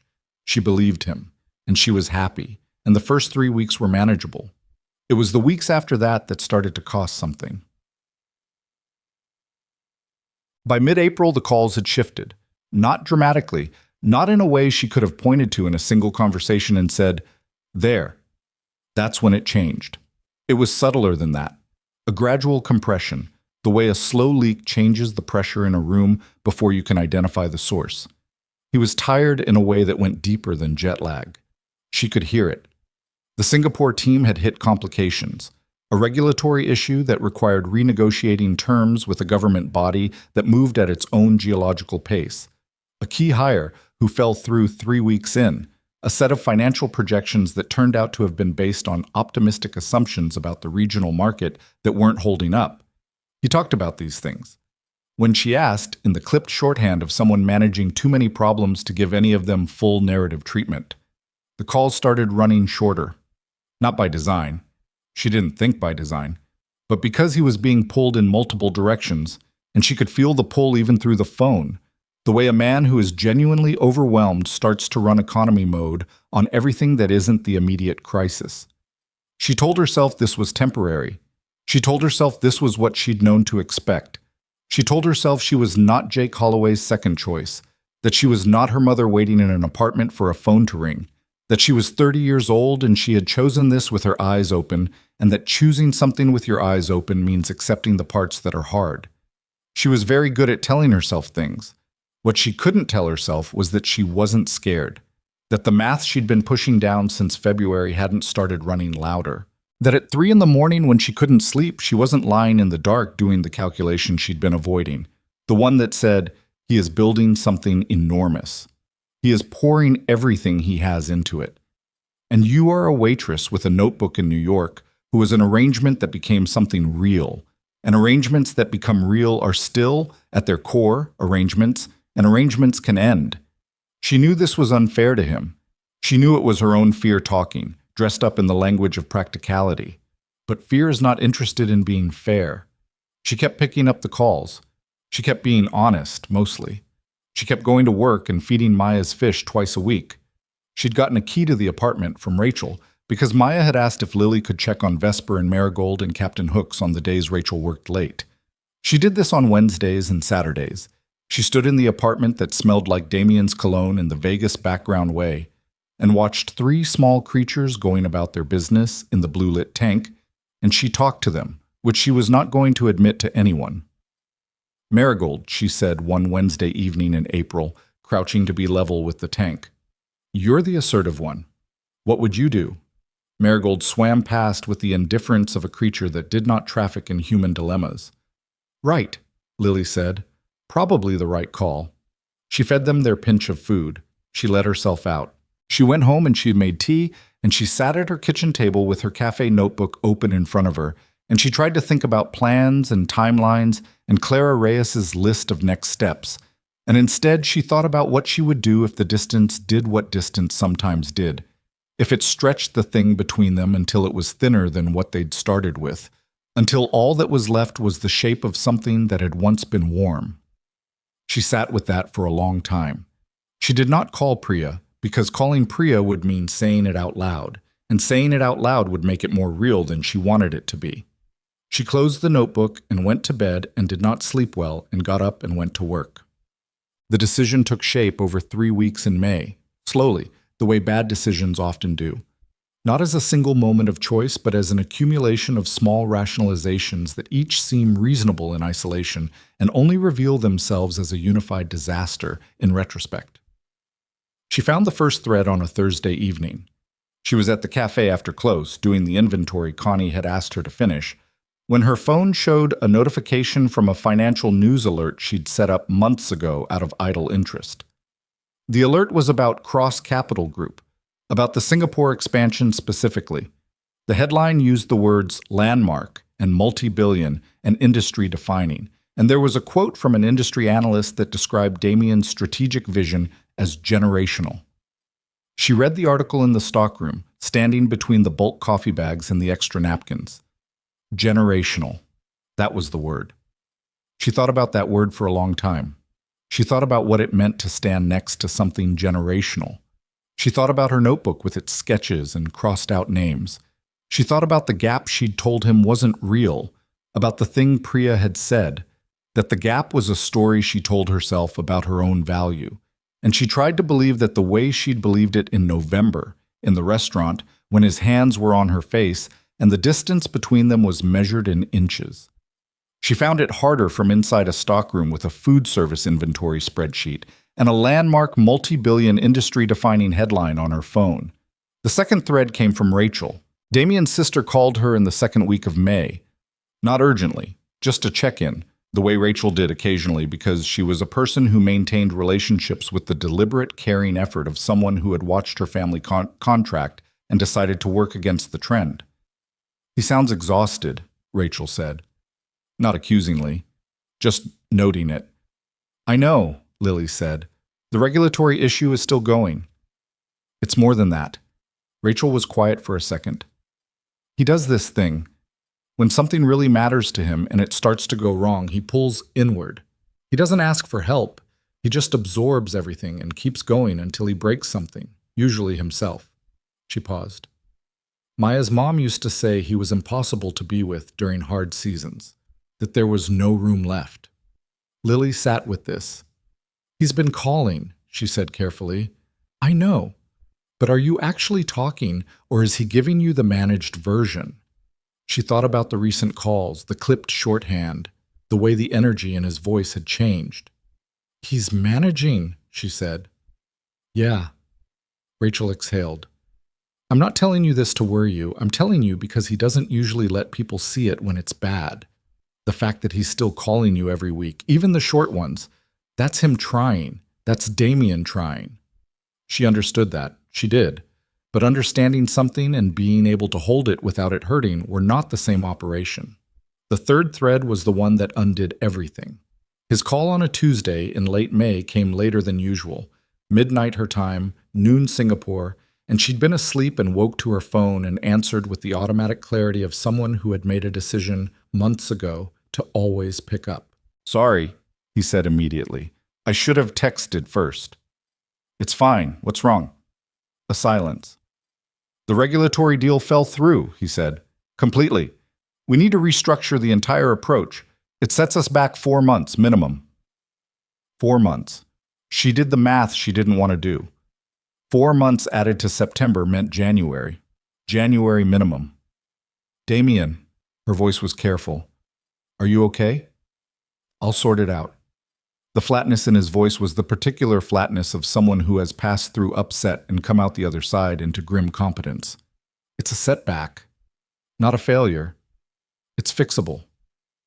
I know it is. I'm asking if you're okay. A pause. I don't have a lot of capacity for that question right now, he said honestly, which she understood was its own kind of answer. She lay in the dark of her bedroom, and she listened to him talk through the restructuring plan in the clipped, efficient way he talked about work things. And she listened to what was underneath it, the exhaustion, the strain of a man carrying something enormous, alone, 12 time zones away from the people who knew him as a person rather than a position. And that was when the math won. Not loudly, not all at once. But in the quiet of that phone call, listening to him manage himself through a conversation that should have been about needing something, she felt the calculation she'd been suppressing complete itself with the cold finality of arithmetic. He needed to be able to do this without managing around her. He needed all of his capacity for the work, for Maya, for the enormous thing he was building. Every bit of energy he spent maintaining them across this distance was energy he couldn't give to the things that were actually, structurally, his responsibility. She was an addition to his life that had started as a favor and turned into something real. But real things could still be bad timing. Real things could still be the wrong fit for the wrong season. Maya's mother had said there was no room left in the hard seasons. Lily believed in him. She believed he was trying. She believed he would keep calling and keep managing and keep doing the careful, deliberate thing he did with everything that mattered to him. And she believed, with a clarity that felt like grief, that his trying was costing him something he couldn't afford right now. That she was, without meaning to be, a drain on a reservoir that was already running low. She thought about what she'd said to Priya's question months ago. People like me have a way of not fitting into lives like yours. She'd let herself be talked out of that. She'd let herself believe that the gap was invented, that the story she told about her own value was just fear talking. But fear, she thought, lying in the dark, has good sources sometimes. Fear is not always wrong. After they hung up, she lay very still for a long time. Then she picked up the phone again. And she did the worst thing she had ever done to someone who trusted her. She called him back 20 minutes later. He picked up on the second ring, which meant he hadn't slept yet, which was its own answer to whether he was okay. Lily. His voice had the careful alertness of someone who noticed the call back. I need to say something, she said. Her voice was even. She had decided in those 20 minutes to be even. And I need you to let me say it. A pause. Okay? She had written it out on a piece of paper which she now held in her hand and did not look at, because looking at it made her feel sick. I've been thinking about this for a while, she said. About us. About what this is. Lily. Let me finish. She breathed. I think what happened between us was real, but I think it was also... She stopped, found the next words, the wrong words, carefully chosen. I think you were convenient for me. You were there, and you were kind, and I was still getting over something, and you offered to help, and it turned into something that felt bigger than it was. The silence on the other end of the line was the specific silence of a man who has just heard something hit the ground. You felt bigger than you were, he said. Not a question. I'm not saying it wasn't real. I'm saying I think I needed something, and you were a good person at the right time. She swallowed. Like Jake was before. Different reasons, but don't. His voice was quiet, controlled with effort. Don't put me in that sentence. I'm not trying to hurt you. That is genuinely the most unconvincing sentence I have heard in a long time. She closed her eyes. Damien, you're in the middle of the biggest thing you've ever built. You have Maya. You have... Her voice nearly broke, and she held it. You have a life that doesn't have space for me in it. Not really. Not in the way I'd need. I made space, he said. His voice had dropped into something very flat and very controlled, which she knew by now meant he was in real pain. I've been making space. I know, and it's costing you. You don't get to decide what it costs me. Someone has to. Lily. He said her name, and there was something in it, something cracked, something that was held only by the grip of a man who did not let himself be uncontrolled, and she felt it like a physical thing, felt the damage she was doing in real time. Tell me what this actually is. Don't manage me. What is actually happening? She held the phone. She looked at the piece of paper in her hand. She thought about the article, generational. She thought about Rachel's voice saying no room left. She thought about a 6-year-old girl who needed her father to succeed, who had already had one parent choose differently, who deserved to have the parent she had left be fully present and fully able. I think we want different things, she said. It tasted like ash. I think I need more than the structure you can give right now, and I think you need to be able to do this without dividing yourself. A very long silence. Is that what you think? He said finally. His voice was almost entirely flat. Or is that what you've decided to think because you're scared? She didn't answer that. Lily, quieter now. I know what fear looks like. I've been watching you navigate it since October. I know the difference between what's true and what you're deciding to believe because you think it's the kinder version. Please don't do that, she said. Do what? Know me. It came out broken at the edges. Right now, please. A silence. Fine, he said. And then, after a moment, is this what you want? She made herself say yes. It was one syllable and it cost her more than she had wanted to pay. Another silence. Longer. She could hear him on the other end, breathing, holding whatever he was holding, and she thought about the fact that she had done this to him at midnight Singapore time after a regulatory disaster, and she recognized, too late and clearly, that there was no good time for this, that she had just found the worst one available. Okay, he said. His voice was completely level. Okay. A pause. I won't call again. Damien, you said what you needed to say. I heard it. A beat. Take care of yourself. He hung up. She sat in her dark apartment with the phone in her lap and the paper in her hand, and she thought, there it is. That is the thing you just did. She had done it out of love. She believed that. She had done it because she had decided, in the arithmetic of grief and fear, and the particular damage that comes from watching people you love exhaust themselves trying to hold things together, that the kindest thing she could do for Damien Cross was to remove herself from the equation. She believed this. She also understood very clearly, sitting in the dark, that believing something sincerely did not make it right. She had lied to him. She had used the truth of her fear to build a fiction, had handed him something that looked like honesty and was actually the most dishonest thing she had ever said. She had told him she was a replacement, a convenience, a pattern, and none of it was true. And he had heard all of it and said okay and hung up. And somewhere across 12 time zones, a man who did not say things he didn't mean was sitting in a hotel room at midnight having heard something she absolutely meant not to mean. She did not sleep at all. In the morning, she went to work. She tied her apron. She refilled the sugar dispensers. She did not look at the corner table by the window, which was occupied by a woman with a laptop who left after 45 minutes and never knew it meant anything. The weeks that followed had a particular quality she'd experienced before, in the aftermath of her father's death. The way life keeps asking you to participate in it, even when the interior landscape has gone flat and strange. She got up. She went to work. She called Clara Reyes and worked through the next steps on the licensing process, because forward motion was something she knew how to do, and the cafe plan was the one thing that felt like hers in a way nothing could compromise. She texted Rachel once, briefly.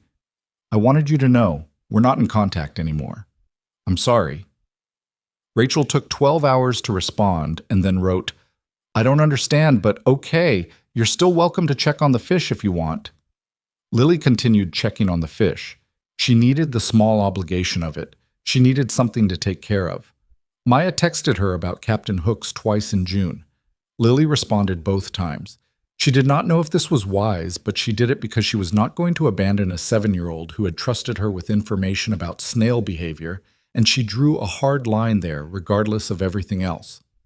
She did not tell Priya the full version. She told her they'd decided the long distance wasn't working, which was true enough in skeleton form, and Priya accepted this with the particular restraint of someone who knew there was more and was waiting to be given it. She ran into Jake Holloway in July. This was a coincidence of the pure and inconvenient variety. She was coming out of a hardware store on West 72nd with a bag of hooks for the cafe's new menu board, and he was walking in. They nearly collided.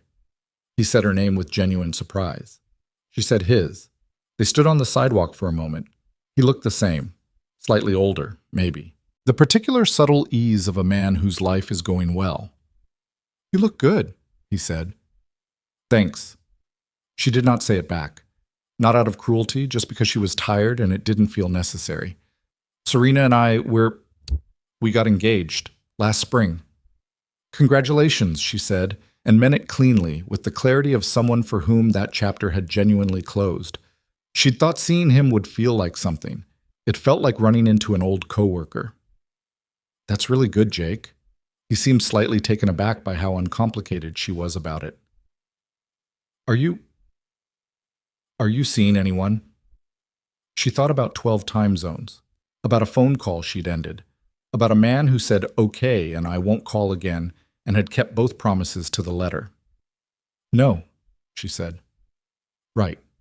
He nodded, adjusted. "I heard you were, actually. Someone big in finance, or—" "That was a while ago," she said. "It's over. I'm sorry." "Don't be." She shifted the bag to her other hand. It was the right thing." She said it with the specific quality of someone who believes something and also understands that believing it doesn't make it hurt less. Jake looked at her for a second. "You seem different," he said. "Probably," she said. "It happens." She said goodbye and walked away and did not look back, and she thought about the fact that she had stood at that wedding in a dusty rose dress and wanted Jake Holloway to see that she was fine. And now she was genuinely fine about Jake Holloway, and the thing that was not fine at all had nothing to do with him. Progress was like that sometimes. It came sideways. "Tis." The call from Priya came on a Saturday afternoon in August, which was when everything shifted. Not a check-in call. Priya had the particular energy of someone who has been sitting on something for a long time and has decided that today is the day. "I talked to Rachel," Priya said. Lily went still. "Priya, don't. I know you told me the reduced version, and I respected that because I thought you needed time. But I talked to Rachel, and I'm calling you now because I'm your best friend, and I know what actually happened, and I need you to hear something." Lily sat down. "Okay." "You lied to him." The words landed like something flat and solid. "Yes," Lily said quietly.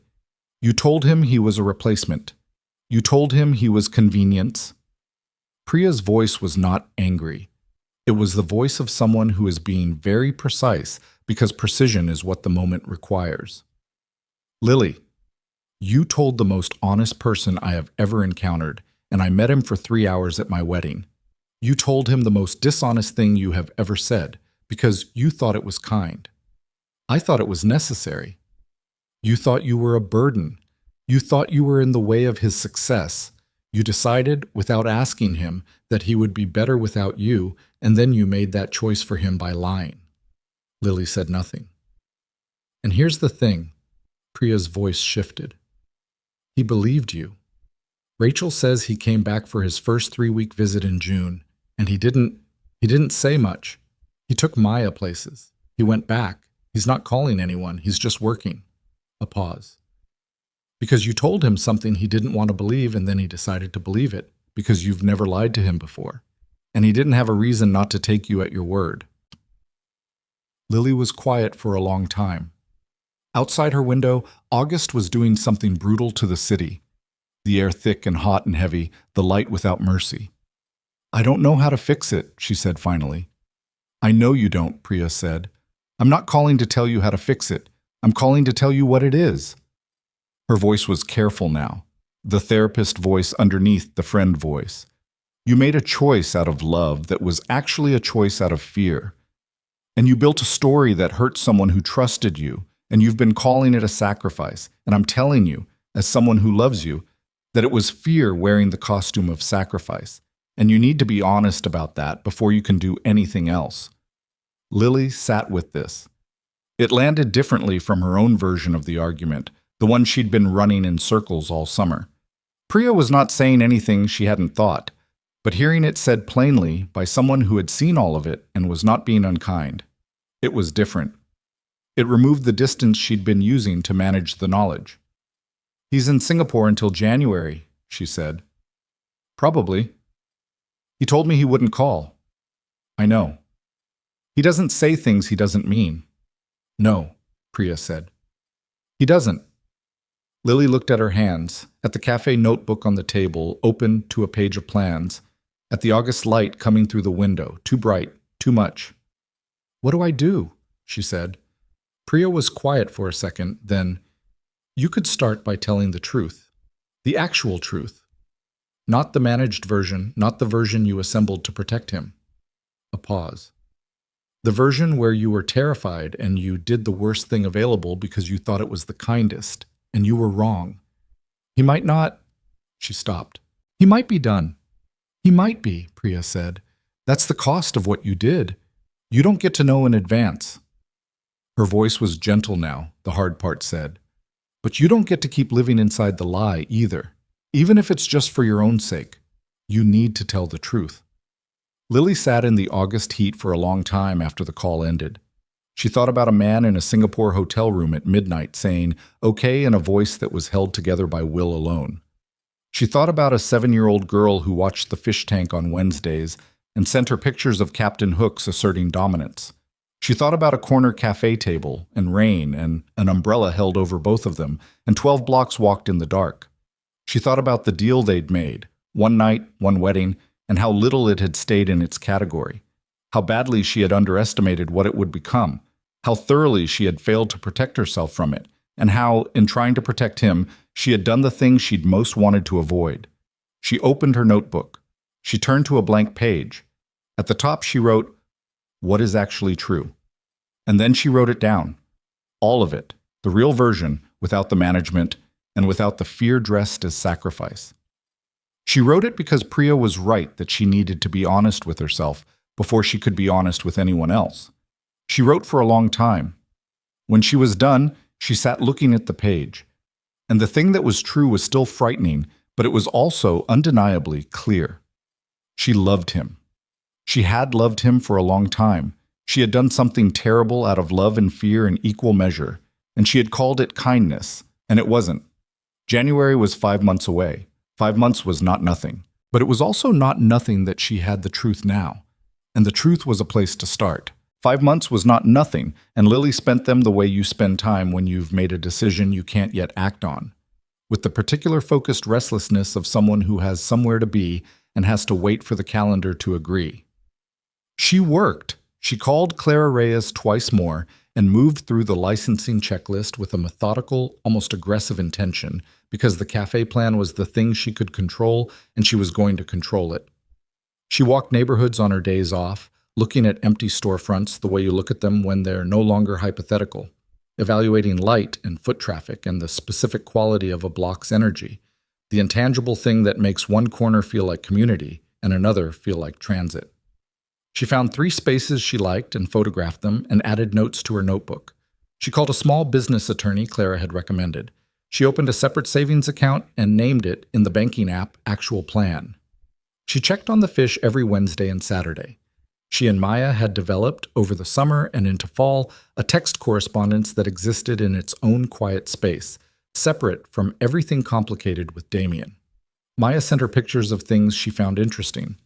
A spiderweb outside the school window, a library book about tidal zones, a drawing she'd done of an anglerfish that was genuinely impressive for a 7-year-old, the bioluminescent light rendered in yellow crayon with careful radiating lines. Lily sent back photographs of things she encountered at the cafe, a particularly good latte art that Connie had attempted and partially succeeded at, a stray cat that had been sitting outside the window for 3 consecutive Tuesdays as if auditioning for residency, the first frost on the awning in October. Neither of them mentioned Damien directly. Lily thought Maya was either too young to navigate it or old enough to know better. She suspected the latter.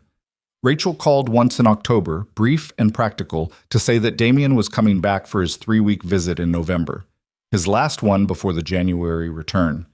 Lily did not ask how he was. Rachel did not offer, but before she hung up, she said, "He still has the photo," which Lily didn't ask about either. because asking about it would require knowing what it meant, and she wasn't ready for that yet. She told Priya everything in September, finally, the real version.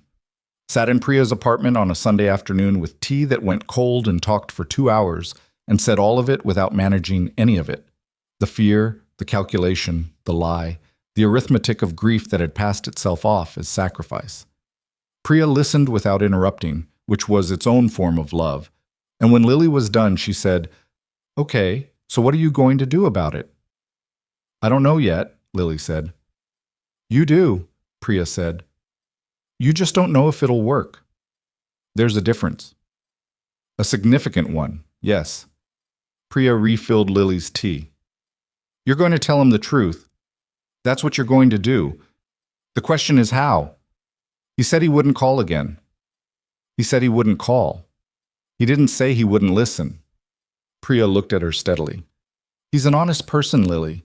Honest people respond to honesty, even when it's late, even when it's hard. What if he doesn't? Then you live with that, and you know you told the truth, which is more than you can say right now." She said it without cruelty, just plainly. The lie is the thing that's eating you, not the outcome. The lie. Lily turned her tea mug in her hands. "I know," she said. "So the lie has to end first, before anything else." Lily sat with this for a long time. Then she nodded once, and Priya nodded back, and they sat in the October light of the apartment and drank their tea, and didn't say anything else about it, because some decisions don't need more conversation after they've been made. They just need time to become real. And November came. She knew he was in New York because Rachel texted her on a Tuesday. He arrived this morning. Maya's very happy, and because the city, which obviously knew nothing about it, somehow felt different in the particular way that cities don't feel different at all, and you feel the difference anyway. She went to work. She made the autumn specials, a apple cider she'd been refining since last year, a sweet potato soup that she'd gotten right on the third attempt, a morning pastry with cardamom and pear that Connie said was the best thing that had ever come out of the cafe kitchen. She served them, and she took orders, and she wiped down tables, and she waited. Not for him to come to her. She had decided, somewhere in the long, careful months since August, that she was not going to wait for things anymore. Waiting was what she'd done her whole life. Waited for her father to come back. Waited for Jake to choose her. Waited for her life to become the version she'd been imagining.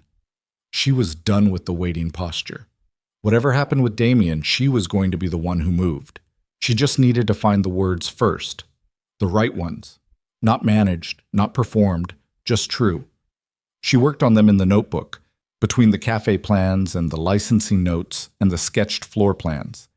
She wrote drafts and crossed them out. Not because she was scripting what she'd say, she knew better than to script a conversation with a man who would see through a script in 6 seconds. But because the writing helped her understand what she actually meant, underneath the fear and the guilt and the months of living inside a lie she'd told out of love. What she actually meant was this: I was wrong. Not just strategically wrong, not just emotionally wrong, but fundamentally dishonest in a way that I did not have the right to be. I made a decision about your capacity without asking you. I decided what you needed and what I was worth, and I built a fiction out of those 2 decisions and handed it to you as truth. And that was a worse thing than the fear that drove it, because you deserved the actual truth, the messy, frightened, real version. And I gave you a story instead. What she actually meant was, I love you. Not past tense, not as a conclusion I reached after analysis. I love you in the present tense, which is the only tense that matters. And I have for a long time. And I was afraid of what that meant for your life. And I made a unilateral call about both of our lives based on that fear. And I was wrong, and I'm sorry. She wrote that down, not as a script, but as a fact she needed to be clear on before she said anything out loud to anyone. Then she put the notebook away and went to talk to Jake Holloway, which was not on her list of plans, but was, it turned out, urgently necessary. He called her. This was the thing she had not anticipated. Not Damien calling. She'd known that wasn't happening. But Jake. His name on her phone on a Wednesday morning in the second week of November, while she was at the cafe doing the morning prep. She almost didn't pick up. Then she did, because ignoring things had not historically served her. "Jake," she said. "Hey, I know this is weird." He sounded slightly uncomfortable, which was a version of Jake she didn't encounter often. "I need to tell you something, and I want to tell you before you hear it another way." She stopped wiping down the counter. "Okay. I ran into someone from the wedding thing. Rachel Cross, Damian Cross's sister." He paused. "I didn't know who she was at first. We were at the same industry dinner, and we got to talking, and she mentioned her brother, and I put it together." Lily was very still. "Okay," she said carefully. "She didn't tell me anything private. She was actually pretty guarded." Another pause. "But she said her brother came back last month for a few weeks and apparently went looking for you at the cafe." A beat. "I guess you weren't there. Or you were, but I don't know exactly what happened." Her heart did something abrupt. "When was this?" "October, I think. Maybe late October." He sounded like a man delivering information he wasn't entirely comfortable being the delivery vehicle for. "I just thought, I don't know. You mentioned it was over when I saw you in July. I thought you should know that he apparently didn't entirely think so." She stood in the empty cafe with the morning light coming through the windows and her hand tight around the phone. "Thank you," she said. Her voice came out quieter than intended. Are you okay?" "I'm fine," she breathed. "Thank you for telling me, Jake, really." "Sure."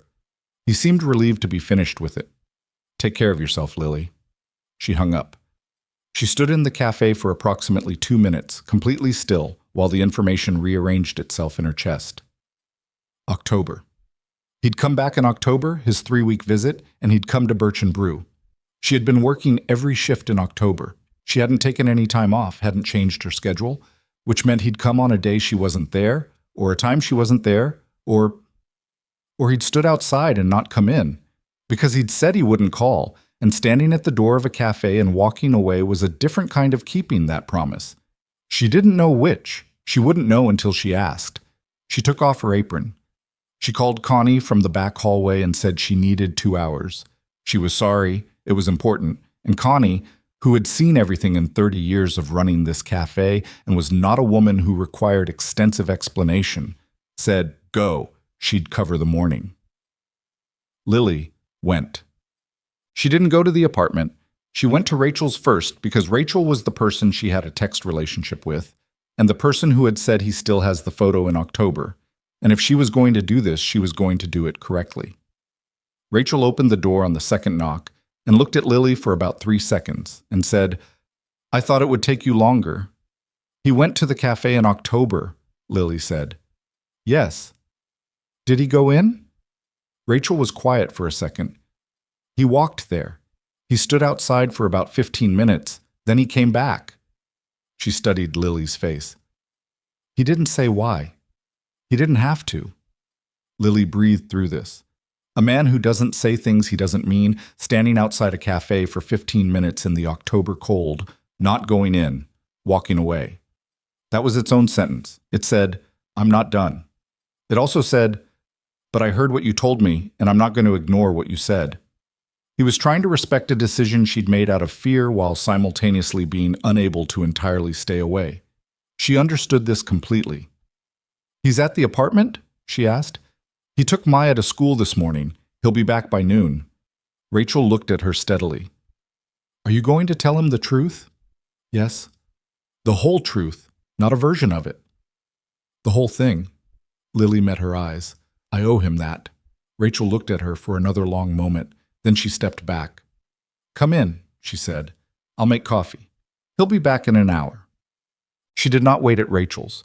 After 20 minutes and half a mug of coffee, she stood up and said she was going to the apartment to wait, and Rachel gave her the spare key that had been in her kitchen drawer since Lily had returned it in March, which was its own kind of statement, and Lily took it and went. She let herself in. The apartment was quiet in the way of a place where a child lives but is temporarily absent, the particular organized chaos of Maya's presence visible everywhere. The fish tank glowing blue on the dresser visible through the half-open bedroom door. The drawing still on the refrigerator. A new one added since Lily had last been here, which was a detailed rendering of what appeared to be a deep-sea thermal vent ecosystem, labeled in Maya's careful handwriting. She stood in the kitchen and looked at it for a while. Captain Hooks was moving along the back of the tank, visible from here in the late morning light. Vesper and Marigold circled each other in the unhurried way of creatures who had been in the same small world long enough to stop being curious about it. She sat at the kitchen table. She put her hands flat on the surface. She breathed. She heard the key in the door at 12:17. He came in the way he came into most spaces, quietly, without announcement, already moving toward whatever the next task was. He had his coat half off before he processed that there was someone at his kitchen table, and the half-second of stillness that followed was complete. Then he saw it was her. He finished taking the coat off. He hung it on the hook by the door. He was wearing a dark sweater, and he looked like a man who had been working hard for a long time, the evidence of it in his face. Not older exactly, but more drawn. The particular leanness of someone who had been running on discipline and not enough of anything else. He looked at her. She looked at him. "Lily," he said. His voice was careful, neutral, with effort. "I used your spare key," she said. "Rachel gave it to me. I should have asked first. I'm sorry." "It's fine." He moved to the counter, stood there with his hands resting on it, looking at her with the contained, precise attention she knew so well. Waiting. She had thought about what to say for 3 months. She had written it in a notebook and revised it and understood it and let it settle into something she actually meant rather than something she'd constructed. And now that he was here, looking at her across his kitchen, all the careful preparation reduced itself to the simplest possible version. "I lied to you," she said. He didn't move. "In May, on that call." She kept her eyes on his face. "I lied. Not about everything. I was scared, that part was true, but I built a story out of the fear and I handed it to you as something true. And it wasn't." She breathed. "You were not a replacement. You were never convenient. I didn't need something and find you available. What happened between us was the least convenient thing I've experienced in years, and I chose it anyway. Every step, and I knew what it was." She held his gaze. "I knew what it was, and I told you it was something else because I decided you needed to be free of me. And I made that choice for you without asking you, and that was wrong." He was very still. Not the angry kind of still, the listening kind. The way he went still when something important was being said, and he was giving it his full attention. "Why?" he said. "Because I was afraid," she said. "Because the regulatory deal fell through and you sounded like a man who was holding something together by force, and I did the math. The bad math, the math that fear does when you let it drive. And I decided I was a cost you couldn't afford. I decided I was in the way." She paused. "I decided that for you, without asking. I thought I was protecting you." "From what?" "From me." She said it plainly. "From having to divide yourself. I'd heard enough about what the hard seasons do to your relationships, and I was terrified of being the thing that broke under the weight of it, the thing you eventually had to let go of. And I thought—" She stopped, found the honest version. "I thought if I ended it, I could call it a choice instead of a loss. I could frame it as sacrifice instead of fear." She looked at the table for a second, then back at him. "Priya told me in August that I dressed fear up as sacrifice, and I've been sitting with that ever since because she was right." The kitchen was very quiet. The fish tank hummed softly from the bedroom. "Damien," she made herself say the next part, the hardest part. "I know you said you wouldn't call again. I know what you meant when you said it. I'm not here to argue with that decision or tell you what you should do about it." She paused. "I'm here because I owe you the truth, and the truth is that I love you. Not past tense, not something I figured out in retrospect. I love you, and I have for a long time. And I was so afraid of not being enough for your life that I destroyed the thing we had before you got a chance to decide for yourself whether it was worth keeping." She stopped. She had said all of it. There was nothing left in the notebook version, and there was nothing left in the real version. She had said the whole truth, the actual one, and now it was in the air of his kitchen, and she had to sit with whatever happened next. He was quiet for so long that she started to feel the specific quality of a silence that might be going in the wrong direction. She kept her hands flat on the table. She had decided months ago that she was done managing outcomes in advance. Whatever he said, she would hear it. "I went to the cafe," he said finally. "I know. Jake told me. Rachel mentioned it to him at an event. He called me this morning. I went twice." He looked at the counter. "The first time, September, I stood on the block and I turned around and went home. The second time, October, I walked to the door." He paused. "I stood outside for a while. I couldn't go in." "Why not?" "Because you told me something and I had to decide whether to believe it." He looked at her. "I've spent 6 months having the same argument with myself. Half of me knew. I knew you.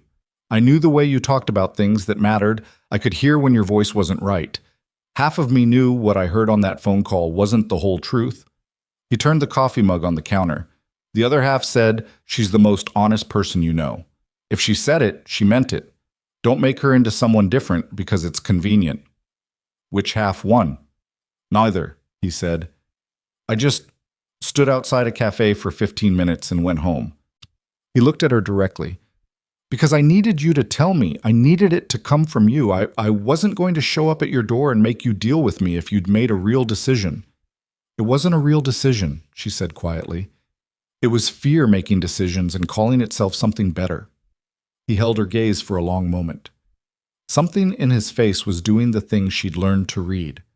The very faint, very controlled signal of a man who has been carrying something heavy and is very carefully setting it down.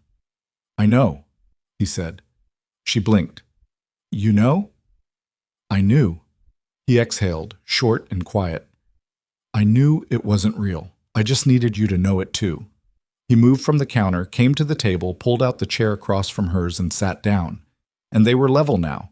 A kitchen table between them the same way there'd been cafe tables between them for the better part of a year.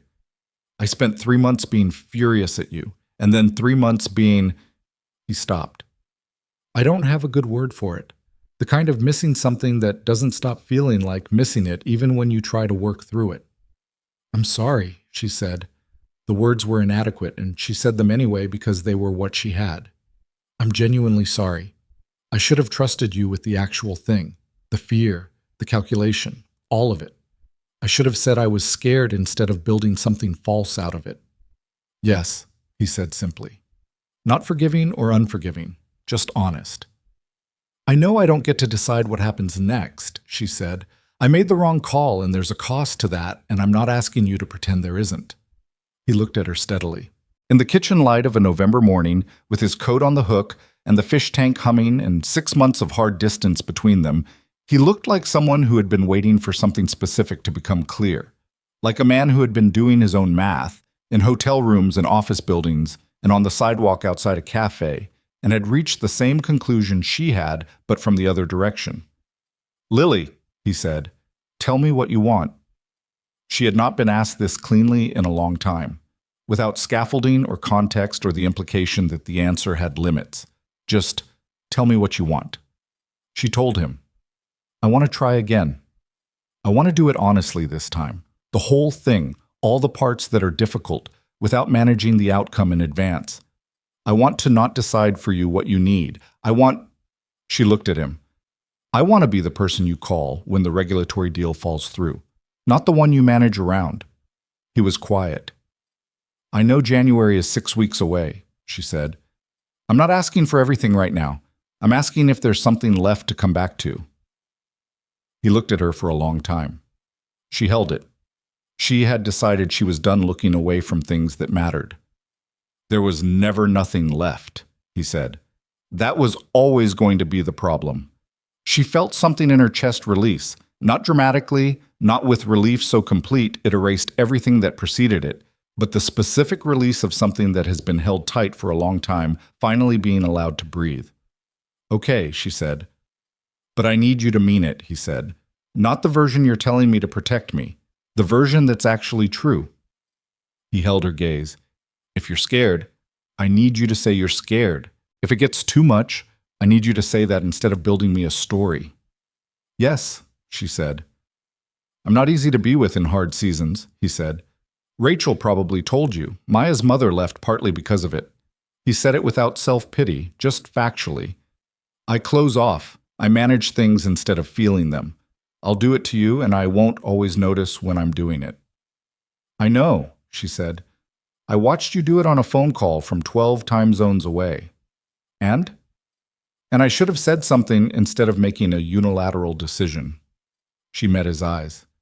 I'll say something next time. He held her gaze for another moment. Then something in his face shifted. The thing that happened when he stopped holding himself at the controlled distance, when he decided, with the full deliberateness he brought to every decision, to close the space. Okay, he said. She breathed. Okay, he said again, quieter.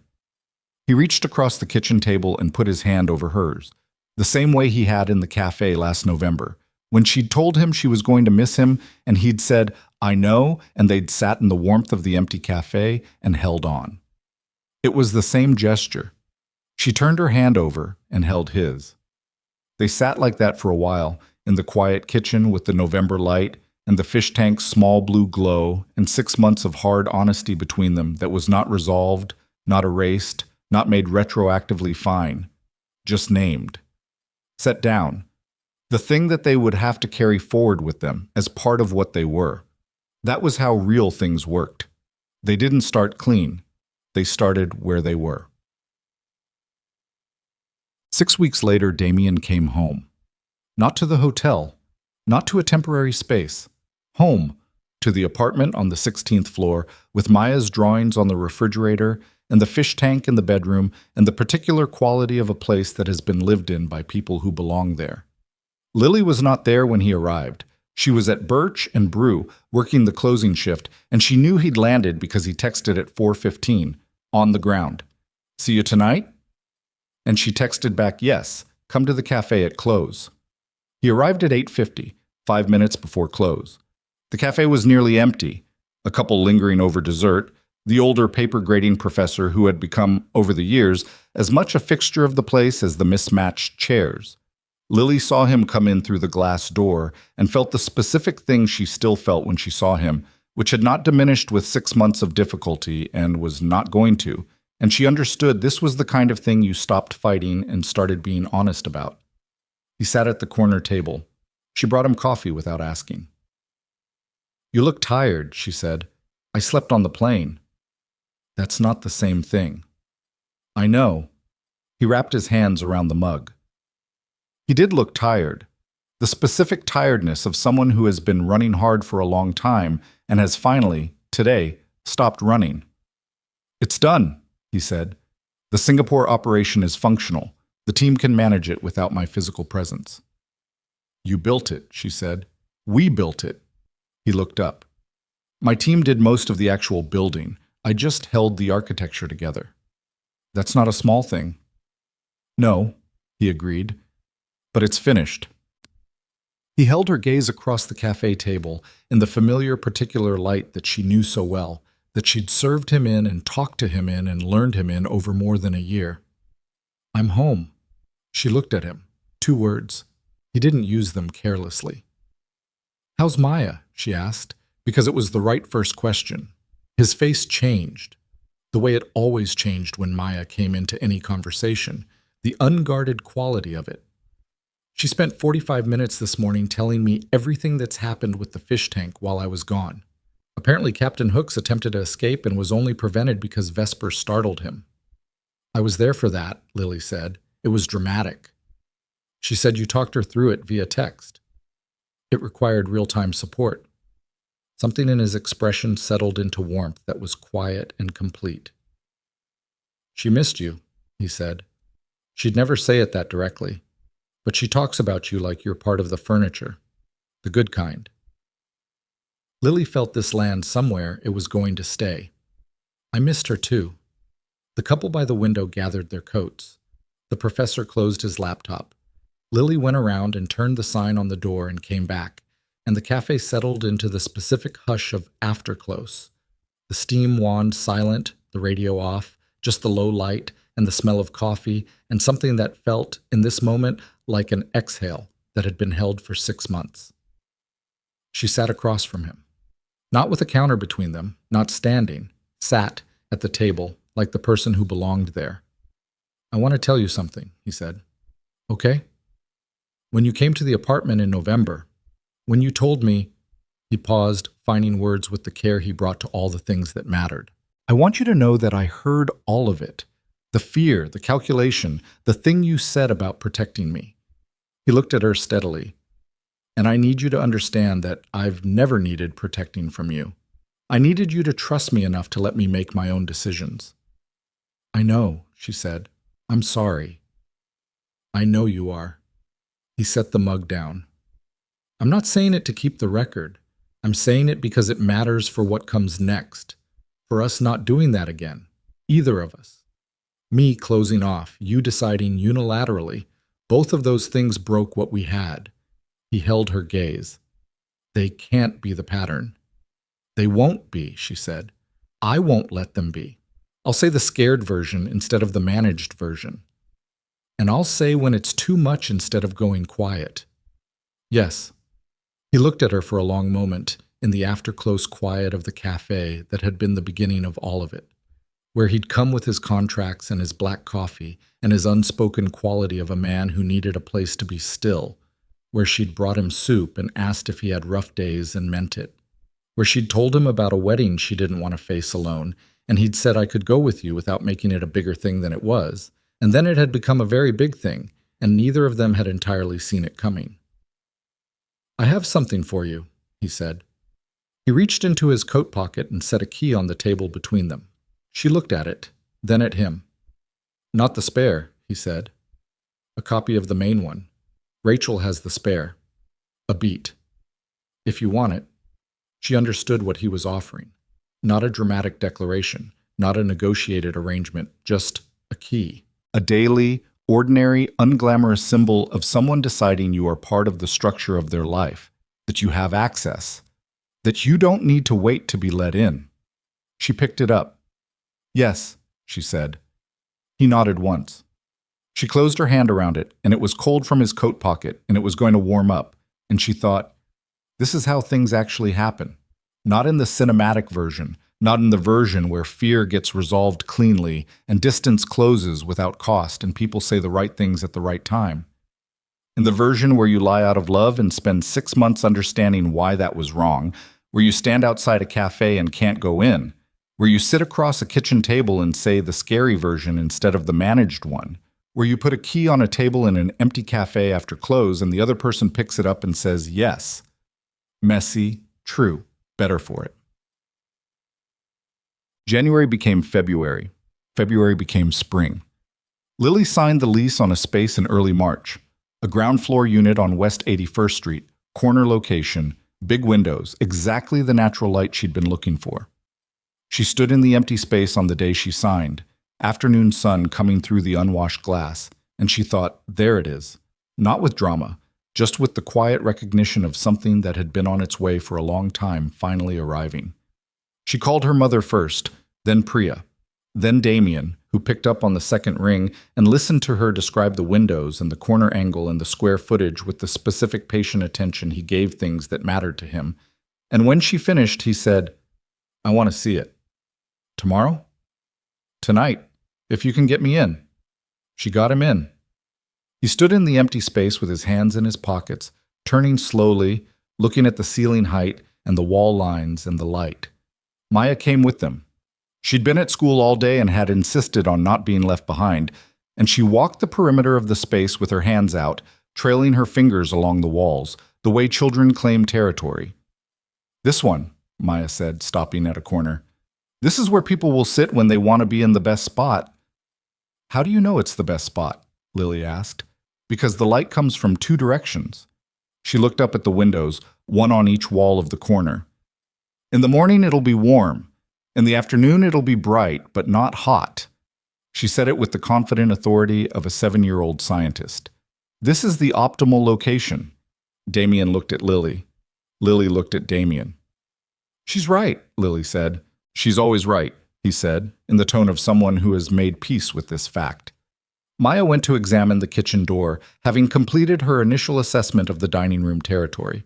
Lily stood in the corner with the two-direction light, and she thought about the anglerfish in the deep ocean, making their own glow in the place where no light reached from outside. She thought about the journal page where she'd written what is actually true, and then written the honest version underneath it. She thought about 12 blocks in October rain and an umbrella held over two people, and the way certain things, once they take root, don't ask permission to grow. "I don't have a name yet," she said. "I know." He was looking at the space. "You'll find it." "I might need help." He turned to look at her. "I'm here," he said, simply the way he said the things he meant. She looked back at him. In the corner light, in the empty space that was going to become something, she thought about every iteration of afraid she'd been. Afraid of not being enough, afraid of being left, afraid of wanting things that might not survive contact with reality. She thought about how long she'd been practicing the managed version of herself, the one that cut losses early and called it wisdom. She was done with the managed version. "I know you are," she said. The cafe opened in September, which felt right. A year from the month she'd stood in a stockroom reading the word generational on her phone and felt the fear win for the first time. The permits had been a process. The build-out had been a longer process. There had been a week in June where the hood ventilation system failed an inspection, and she'd sat on the floor of the empty kitchen and cried for 20 minutes out of sheer exhaustion, which was not elegant but was honest. Damien had found her there, having let himself in with his copy of the space key she'd given him in April, and he'd sat down on the floor beside her without comment and handed her a bottle of water. "I thought you had a board meeting," she said. "It's done." "You didn't have to come." "I know." He opened the water for her. "I wanted to." She drank the water. He sat on the tile floor in his work clothes and didn't say anything about the ventilation system or the inspection or the timeline, because he understood that sometimes the thing someone needs is not a solution, but a person on the floor beside them. This, she had learned, was what he was good at. The showing up, the steady presence, the quality of staying that was not dramatic and was everything. He didn't fix things unnecessarily. He didn't offer solutions she hadn't asked for, or he tried not to, and when he did, she called him on it, and he acknowledged it, and it didn't turn into anything, because they'd both gotten better at the honesty, and the honest version was usually shorter than the managed one. Maya had designed the logo. This was not something that had been planned.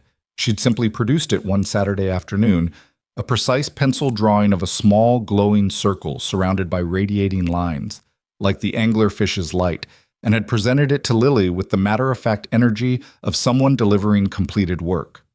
Lily had looked at it for a long time and then asked if she could use it. Maya had said, "That's what it's for." They had a graphic designer turn it into something print-ready, and it had become the mark on the door, the stamp on the cups, the emblem on the menu that Lily had finally written in full, no more specials board shorthand. Under the logo, in clean type, the name she had finally found. Not the ones she'd crossed out in the notebook, not the ones that sounded like a cafe from a distance, but the one that sounded, when you said it, like something you'd already heard before. Birch and Bloom. Named partly for Connie's cafe, which had given her the years and the training and the steady foundation of a place run by someone who knew what mattered. And partly for the other thing, the quality of something that starts contained, a name in bark, and then opens.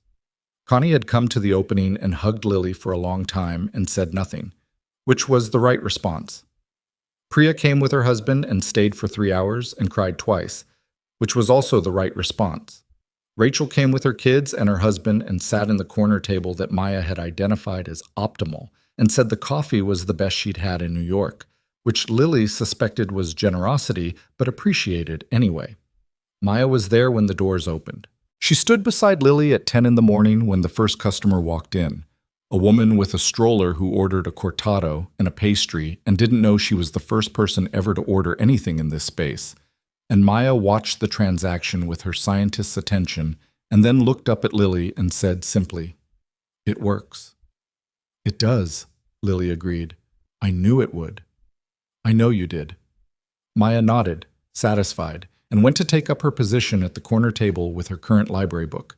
tidal ecosystems. She'd moved on from deep sea. And Lily went back to the counter, and her cafe was open and alive around her, and she stood in it like a person who belonged there. The evening after the opening, when the last customer had left and the staff, two people she'd hired, a barista named Dev and a cook named Helen, who was better than Lily had expected and possibly better than Lily on her worst days, had gone home, and the space was quiet and hers in the particular way of a place after close, Lily sat at the counter with her shoes off and her feet up on the stool rail, and she was, without performing it, happy. She was tired. Her feet ached. The cortado machine had developed a temperamental quality in the afternoon rush that she was going to have to address tomorrow. She'd run out of the cardamom pastry by noon and had needed to improvise, which had worked but only barely. The ventilation system had performed as required, and she'd felt, every time the hood hummed to life, a specific vindictive satisfaction. She was tired and imperfect, and the cafe was real and hers, and she was, without managing it, happy. She heard the key in the lock at 8:15. She didn't look up. She knew the sound. Damien came in carrying takeout containers from the Taiwanese place in Brooklyn, which he set on the counter without announcement. He'd brought Maya earlier for the opening and taken her home at 7 for school tomorrow, and now he was back. He came back. He always came back, 3 weeks or 6 months or an evening. He kept the promises he made. He sat on the stool beside her. He looked at the space, the closed cafe, the warm light, the small glowing logo on the door that had come from his daughter's pencil. "How do you feel?" he asked. She thought about it honestly. "Like I've been waiting for this for 6 years and it's smaller than I imagined and exactly right." He nodded. "That's usually how it works." "Did you know that?" "Not until the first major thing I built was operational. Then I knew." He opened the takeout containers and handed her chopsticks. The size of the dream and the size of the real thing are never the same. The real thing is always smaller in some ways and bigger in others. She ate a dumpling. "What's bigger?" "The part you didn't know to want." He looked at her. "The part you didn't put in the plan because you didn't know it was available." She held that for a moment. She thought about what she hadn't planned for. The corner table and the black coffee and the October rain. The favor that turned into something real. The lies she'd told out of love and the 6 months of learning what love actually required, which was not sacrifice and not management, but honesty. The real version, the whole version, offered without guarantees. She thought about a 7-year-old scientist who designed logos on Saturday afternoons and named her fish after her assessment of their personalities and told her father, without apology, that he was better on Tuesdays and Fridays. She thought about this man beside her, eating takeout on a stool in her empty cafe at 8:15 on a Wednesday, who had walked 12 blocks in rain and stood outside a door he couldn't go through and come back anyway, who had asked her once what she actually wanted and meant it with no conditions attached. "Hey," she said. He looked at her. "Thank you," she said, "for the whole thing. From the beginning." He was quiet for a second. "You don't have to." "I know I don't have to." She held his gaze. "I want to." She paused. "You showed up from the first night. You just kept showing up even when I gave you reasons not to." "You gave me one reason not to," he said, "and it didn't hold. Because you knew it wasn't true. Because I knew you." He said it simply, without decoration. "I know you." She looked at him in the warm light of her cafe. Outside, the city was doing its evening thing, the particular aliveness of a Wednesday night, people going places, the sound of traffic and voices, and all the ordinary music of a city that does not concern itself with your private history, that just keeps going, indifferent and alive. Inside, the fish tank was at home on the 16th floor, and Damien Cross was eating dumplings on a stool in her new cafe, and Maya was probably reading about tidal ecosystems in the apartment that had a spare key in Rachel's drawer and a main key in Lily's coat pocket, and the logo on the door was a small glowing circle with radiating lines, a child's drawing of a creature that makes its own light in the deepest dark. This was not the version she had planned. This was the version she hadn't known to want. The part you didn't put in the plan because you didn't know it was available. She ate another dumpling. She didn't look away from him. "I love you," she said. He looked at her. In his face, the thing that usually stayed controlled was not controlled, was just present, just there, the actual thing without management. "I know," he said. "I love you too." He said it the way he said everything true, without embellishment, without the theatrical weight of a moment that is performing itself. Just the fact of it, stated plainly, the way he stated all the facts that mattered, the way he had said, "I'll come back in every 3 weeks, and I'm here, and I know you." They finished the takeout. He washed the containers in her new kitchen sink because he was the kind of man who cleaned up. She wiped down the counter that was already clean because she was the kind of woman who couldn't leave a surface unwiped after a long day. At some point, the radio that Dev had left on in the kitchen drifted through the pass-through, something low and instrumental, and Damien said, without particularly planning it, "Dance with me." She looked at him. "There's a radio," he said. "There's space. Maya's asleep." He held out a hand matter-of-factly, the same way he'd offered an arm at a wedding 14 months ago, the first time they'd been two people performing something that was more real than they were prepared to admit. She took his hand. She always took his hand. They danced in the closed cafe, slowly, without an audience, without performance. He was still not a natural dancer in the showy sense. She still stepped on his foot once and did not apologize. The radio played something that had no lyrics and asked nothing of them. This was not the moment of the story. This was after the story, the part that doesn't get told because it's made of ordinary things. Tuesday mornings and Friday evenings. A child who sent pictures of her fish and designed logos on Saturdays. A cafe with imperfect ventilation and a corner table with two-direction light. Two people who had lied to each other, one by omission and one by design, and had chosen to be honest instead, and were building something out of that choice every day. Real love is not the feeling. The feeling is the beginning. Real love is the verb, the showing up, the staying, the choosing of honesty over management, the willingness to say I'm scared instead of building something false and calling it protection. It is the key you put on a table and the one that is picked up. It is the door you stand outside of for 15 minutes and the hand that opens it anyway. It is not the deal you made.